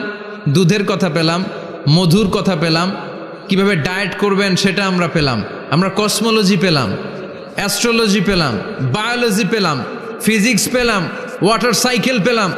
এবার পাতালপুরীর কথার দরকার আছে না নাই? পৃথিবীর একেবারে গভীরতম গভীরে কি আছে এটা কিন্তু কোরআনে নাই, আছে। পৃথিবীর মাঝখানে যে উত্তপ্ত লাভা আর আগুন, এটা আপনারা জানেন? পৃথিবীর উপর দিয়ে আমরা ঠান্ডা পৃথিবীতে ঘুরে বেড়াই, কিন্তু এর ভিতরে কিন্তু আগুন, লাভা। আল্লাহ কোরআনের মধ্যে ফুটন্ত টকবগে সাগরের কসম খেয়েছেন। আল্লাহ বলেছেন ওয়াল বাহারিল মাসজুর, মাসজুর। আমি কোরআনের ভেতরে ফুটন্ত টকবগে সাগরের পানির কসম খেলাম, পড়েন সুবহানাল্লাহ। সাগরের পানির ফুটন্ত টকবগে সাগরের পানির কসম। সাগরের পানি আবার ফুটন্ত হয় কি করে? পানি কি হয়? ঠান্ডা।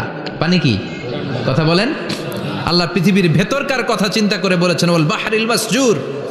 ইউনাইটেড স্টেটস অফ আমেরিকার নেভাল একাডেমির সায়েন্টিস্টরা এই আয়াতের উপর রিসার্চ করেছে যে সাগরের ভেতরে আবার এই ঠান্ডা পানির ভেতরে আবার উত্তপ্ত আগুনের লাভা আসলো কোত্থেকে। রিসার্চ করার জন্য তারা সাগরের ভেতরে পাইপ ঢুকিয়েছে। পাইপ ঢুকাতে ঢুকাতে অনেকগুলো লেয়ার তারা পার করেছে। রূপান্তর শিলার স্তর, পাললিক শিলার স্তর, আগ্নেয়গিরির শিলার স্তর, মার্বেল পাথরের অনেকগুলো শিলার স্তর পেরিয়ে যাওয়ার পরে তারা পাইপ ঢুকানোর পরে দেখতে পেয়েছে পাইপগুলো গলে যায়। পাইপগুলো কি হয়? তার মানে ভিতরে কি আছে? গত কয়েক মাস আগে জাপানে কিছু জিওলজিস্ট, ভূতত্ত্ববিদ, তারা গবেষণা করে পৃথিবীর এক মাথা থেকে আরেক মাথায় যেতে চাচ্ছে, মানে প্রতিপাদ স্থান। বাংলাদেশের এখান থেকে ছিদ্র করলে আপনি দক্ষিণ আমেরিকার চিলির সান্টিয়াগোতে যেয়ে উঠবেন। কথা বুঝতে পেরেছেন? তার মানে বাংলাদেশের প্রতিপাদ স্থান হচ্ছে দক্ষিণ সাউথ আমেরিকার চিলির সান্টিয়াগো। আবার ইন্ডিয়া থেকে ছিদ্র করতে করতে পৃথিবীর আরেক মাথা দিয়ে উঠবেন। সুবহানাল্লাহ বলেন। এটা তারা শুরু করেছে কিন্তু এখনো সফল হয় নাই। ইউএস এর নেভাল একাডেমির সায়েন্টিস্টরা পাইপ ঢুকাতে ঢুকাতে দেখে একটা পর্যায় শেষে পাইপ আর ঢুকানো যায় না। পাইপগুলো পৃথিবীর ভেতরে যেতে যেতে গলে গলে পানি হয়ে যায়। সুবহানাল্লাহ কইবেন না? এই রিসার্চ প্রজেক্টের যিনি চিফ, উনি বললেন bring the water proof pipe from America. America থেকে ওয়াটার প্রুফ পাইপ নিয়ে আস। আমার এমন পাইপ লাগবে গবেষণা করার জন্য যে পাইপ আগুনে জ্বলে না। ওয়াটার প্রুফের মধ্যে আগুন লাগালে আগুন ধরবে? বুলেট প্রুফে বুলেট মারলে বুলেট ঢুকবে? মাননীয় প্রধানমন্ত্রী শেখ হাসিনা যে গাড়িতে করে চড়ে, এটা বুলেট প্রুফ কার? গুলি মারলে ঢুকবে? আবার গুলি মারতে যায় না, 14 গোষ্ঠী উদ্ধার করে ছাড়বে আপনার, খবরদার।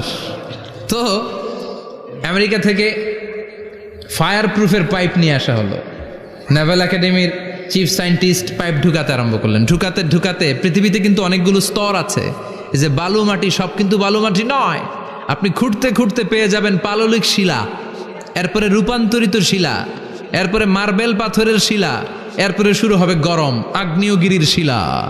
ওই শিলার ভেতরে এমন আগুন আল্লাহ রেখেছে, ওই নেভাল একাডেমির সায়েন্টিস্টরা ফায়ার প্রুফের পাইপ ঢুকাতে ঢুকাতে একটা লেভেল যাওয়ার পরে দেখে যে ফায়ার প্রুফের পাইপও গলে গলে মুহূর্তে পানি হয়ে যায়। তার মানে ভেতরে এমন আগুন আল্লাহ রেখেছে, ওই আগুনের তুলনায় পৃথিবীর আগুনের মতো নয়। ওই আগুনটাই জাহান্নামের আগুন। আবার বিজ্ঞানীরা গবেষণা করে ওই আগুনের মধ্যে মানুষের চিৎকার শুনেছে। এজন্য হাদিসে এসেছে আল্লাহর ওলিরা, মুমিন বান্দারা মারা গেলে তাদের রূহগুলো আকাশে চলে যায়, ইল্লিনে চলে যায়। আর কাফের মুশরিকার নাস্তিকগুলো মারা গেলে তাদের আত্মাগুলো পৃথিবীর মাঝখানে সিজ্জিনে চলে যায়। ওই সিজ্জিনের ভেতরে আগুন আছে না নাই? চিল্লায় বলেন। তার মানে পাতালপুরীর কথাও আছে, সাগরের কথাও আছে, আকাশের কথাও আছে। কেমন করে দুনিয়াতে আমরা আসলাম সেটাও আছে। এমব্রয়োলজি, ভ্রূণতত্ত্বের কথা কোরআনে আছে না নাই? পৃথিবীতে আল্লাহ কয়েক সিস্টেমে মানুষ বানালেন। সৈয়দনা আদমকে বানালেন, মাও নাই বাবাও নাই। সৈয়দনা আদম আলাইহিস সালামের বাবার নাম কি? মায়ের নাম কি? মাও নাই বাবাও নাই। আবার সৈয়দনা ঈসা আলাইহিস সালামকে আল্লাহ তৈরি করলেন, শুধু মা আছে বাবা নাই। আবার আমাদের সবাইকে আল্লাহ বানালেন, মাও আছে বাবাও আছে, ঠিক কিনা? এরপরে ছোট্ট এক ফোঁটা নাপাক থেকে আল্লাহ আমাদেরকে বানালেন। এই এক ফোঁটা বীর্যের মধ্যে যে প্রাণ আছে, এটা দুজন বিজ্ঞানী আবিষ্কার করেছে। লিয়েন হুক মাইক্রোস্কোপ যন্ত্র দিয়ে তারা বীর্যের মধ্যে, স্পার্ম ড্রপের মধ্যে গবেষণা করে পেয়েছে যে ওখানে কি যেন নড়ে। ওই এক ফোঁটা ড্রপের মধ্যে কি যেন নড়ে। সেখান থেকে ওরা আবিষ্কার করেছে এই স্পার্মের ভেতরে, শুক্রাণুর ভেতরে প্রাণের অস্তিত্ব আছে। এক ফোঁটা স্পার্মে, এক ফোঁটা বীর্যের মধ্যে 20 কোটি যদি শুক্রাণু না থাকে, ওই স্পার্ম থেকে আল্লাহ বেবি দেয় না, সন্তান দেয় না। সুবহানাল্লাহ কোন? এজন্য আল্লাহ বললেন হাল আতা আলাল ইনসানি হিনুম মিনাদ দাহরি লাম ইয়াকুন শাইআম মাযকুরা। ও মানুষ, কেন এত অহংকার করো? নজর করে তোমার জীবনের শুরুটার দিকে একটু তাকাও। কি ঝিলা তুমি? এক ফোঁটা নাপাক পানি, একটা স্পার্ম ড্রপ থেকে এসেছো। ইয়াখরুজু মিন বাইনি সুলবি ওয়াত তারায়েব, বাবার পৃষ্ঠদেশ থেকে মায়ের গর্ভদেশের মধ্যে তোমাকে নিয়ে গেল কে? সেখান থেকে ফি যুলুমাতিন সালাস, তিনটা প্যাকেট দিয়ে মায়ের পেটের মধ্যে তোমাকে প্রিজার্ভ করলো কে? আল্লাহ প্রত্যেকটা স্টেজ কোরআনে বলে দিয়েছেন। ফি যুলুমাতিন সালাস, তিনটা অন্ধকার প্রকোষ্ঠে আল্লাহ আমাদেরকে প্রিজার্ভ করেছেন। মায়ের ভুলের একটা প্যাকেট, মায়ের জরায়ুর একটা প্যাকেট, আবার মায়ের পেটের একটা প্যাকেট। ওই প্যাকেটের ভিতরে পৃথিবীর কোনো কবিরাজের কবিরাজি কাজে লাগছে? ডাক্তারের ডাক্তারি? কোন কবিরাজ আম করে খাওয়াইছে? চিল্লায় বলেন তিনি কে? এরপর আল্লাহ বললেন ফি যুলুমাতিন সালাস, ওটা অন্ধকার ছিল। যেই টেম্পারেচারে রাখলে তুমি সুস্থ থাকবা, যেই টেম্পারেচারে রাখলে তুমি আস্তে আস্তে বড় হতে পারবা, সেখানে আমি রাখলাম। সেখান থেকে আমরা হয়ে গেলাম জিমেট, সেখান থেকে জাইগট, তারপরে ইমব্রয়ো, তারপরে ফেইটাস, ল্যাটার স্টেজ। প্রথমে ছিলাম ইনিশিয়াল স্টেজ, তারপরে ল্যাটার স্টেজ, আমরা বড় হতে লাগলাম। আল্লাহ আমাদেরকে হার্ট দিলেন, সিস্টনিক ডায়াস্টনিক, অলিন্দ নিলয় শুরু হয়ে গেল। রুহুর ফুৎকার আমাদের হৃদয়ে ভরে দিল কে? আল্লাহ আমাদেরকে স্কেলিটন দিলেন, কঙ্কাল, স্পাইনাল কর্ড দিলেন, আমাদের স্কাল দিলেন, মাথার খুলি দিলেন, লাঞ্চ দিলেন, ফুসফুস দিলেন, গল ব্লাডার দিলেন। যেখানে যেটা ঠিক যেমন ভাবে দেয়া দরকার মায়ের পেটে থাকতেই সেটা দিয়ে দিয়েছে কে? আল্লাহ। এরপর 8 মাস আমরা মায়ের পেটে মারে কষ্ট দিলাম। ওই মুহূর্তে আমার মা আমার জন্য যতটা কষ্ট করেছে পৃথিবীর কেউ ওই খবর রাখে না। জোরে কোন ঠিক কিনা? বোঝা হয়ে গিয়েছিলাম, একটা বস্তা। আমরা প্রত্যেকে মায়ের পেটে ছিলাম একটা কি এই বস্তা নিয়ে আমার মা খেতে যেত, ঘুমাতে যেত। এই বস্তাটা পেটে করে আমার মা রান্নাঘরে রান্না করত, একদিনও রান্না বন্ধ হয় নাই। এই বস্তাটা নিয়ে আমার মা টয়লেটে যেয়ে বসতে পারতো না। 8 মাস এরকম কষ্ট করেছে। এজন্য মায়ের মনে কষ্ট দিলে আল্লাহর আরশ কেঁপে যায়। মায়ের কাছ থেকে দোয়া নেওয়ার দরকার আছে না নাই? মায়ের মনে কষ্ট দিবেন? মায়ের সাথে বেয়াদবি করবা কেউ? মায়ের থেকে দোয়া নেওয়ার দরকার আছে না নাই? মা যার নাই সে জানে মা না থাকার কি জ্বালা। চিল্লা এখন ঠিক কিনা? যখন রাত্রি নিঝুম, এই চোখে ঘুম, একলা শূন্য ঘরে, তোমায় মনে পড়ে মাগো, তোমায় মনে পড়ে। যখন রাত্রি নিঝুম, এই চোখে ঘুম, একলা শূন্য ঘরে, তোমায় মনে পড়ে মাগো, তোমায় মনে পড়ে। ঠিক কিনা? এজন্য এই মায়ের জন্য দোয়া করার দরকার আছে না নাই? আল্লাহ বললেন 8 মাস 9 মাস মায়ের পেটের ভেতরে ছিলা, তারপরে দুনিয়ার বুকে তোমারে আনলো কে? ছোট্ট নাপাক ছিলাম, এই ছোট্ট এক ফোঁটা পানি থেকে আমাদেরকে বড় করছে কে? আল্লাহ। তার মানে এমব্রয়োলজি, ভ্রূণ তত্ত্বের কথা কোরআনের ভেতরে আছে না নাই? সে আল্লাহ বললেন ইয়াসিন ওয়াল কোরআনিল হাকীম ইন্নাকা লামিনাল মুরসালিন আলা সিরাতিম মুস্তাকিম। সুবহানাল্লাহ পড়েন। আল্লাহ বললেন ইয়াসিন, এরপরে বললেন আল কোরআনিল হাকীম, প্রজ্ঞাময় কোরআনের শপথ। বিশাল একটা শপথ কেটে আল্লাহ বললেন ইন্নাকা লামিনাল মুরসালিন আলা সিরাতিম মুস্তাকিম। ইন্নাকা লামিনাল মুরসালিন, অবশ্যই অবশ্যই নবী হে আপনি রাসূলদের অন্তর্ভুক্ত। চিল্লা এখন সুবহানাল্লাহ। তিনি যে রাসূল এটার সার্টিফিকেট এই আয়াতে দিয়েছে কে? এরপর আল্লাহ বললেন আলা সিরাতিম মুস্তাকিম, ও নবী আপনি সিরাতুল মুস্তাকিমের উপর আছেন। যেই দোয়াটা প্রতিটা নামাজের মধ্যে প্রতিদিন প্রত্যেক রাকাতে সূরা ফাতিহাতে আমরা পড়ি, ইহদিনাস সিরাতাল মুস্তাকিম। O Allah, show us the right path, show us the correct path. আপনি আমাদেরকে সোজা পথ দেখান। আল্লাহ এখানে সার্টিফিকেট দিলেন, নবী গো, লক্ষাধিক পয়গম্বর যে আমি পেয়েছি তাদের শ্রেষ্ঠতম রাসূল করে আমি আপনাকে প্রেরণ করেছি, আর হেদায়েতের সুউচ্চ মশাল দিয়ে আমি আপনাকে সিরাতুল মুস্তাকিমের উপর রেখেছি। চিল্লায় পড়েন আল্লাহু আকবার। এই জন্য বিজ্ঞানময় কোরআনের সাথে নিজেদের সম্পর্ক বাড়ানোর দরকার আছে না নাই? কোরআন পড়লে দুনিয়া এবং আখিরাতে মর্যাদা বাড়ায় দিবে কে? কোরআনের আইন দিয়ে সমাজটারে সাজানোর দরকার আছে না নাই? কোরআন দিয়ে আমাদের সমাজটা সমৃদ্ধ হোক আমরা চাই কি চাই না? কোরআন দিয়ে আমার সংসদ ভবন চলুক, আমার 300 জন মেম্বার অফ দ্য পার্লামেন্ট কোরআনের আয়াত দিয়ে সংসদে কথা বলুক আমরা চাই কি চাই না? আমাদের মিলিটারিগুলো কোরআনের আওতায় চলুক, আমাদের দেশটা কোরআন দিয়ে চলুক। আমার লাল সবুজের পতাকা সংসদ ভবনের এক পাশে, আর কালিমার লা ইলাহা ইল্লাল্লাহর পতাকা আরেক পাশে পতপত করে উড়বে, আমরা চাই কি চাই না? সেজন্য কোরআনের সাথে আমাদের সম্পর্ক বাড়াতে হবে, নিজে কোরআন পড়তে হবে, কোরআন বুঝতে হবে, কোরআনের উপর আমল করতে হবে। রাজি আছেন তো?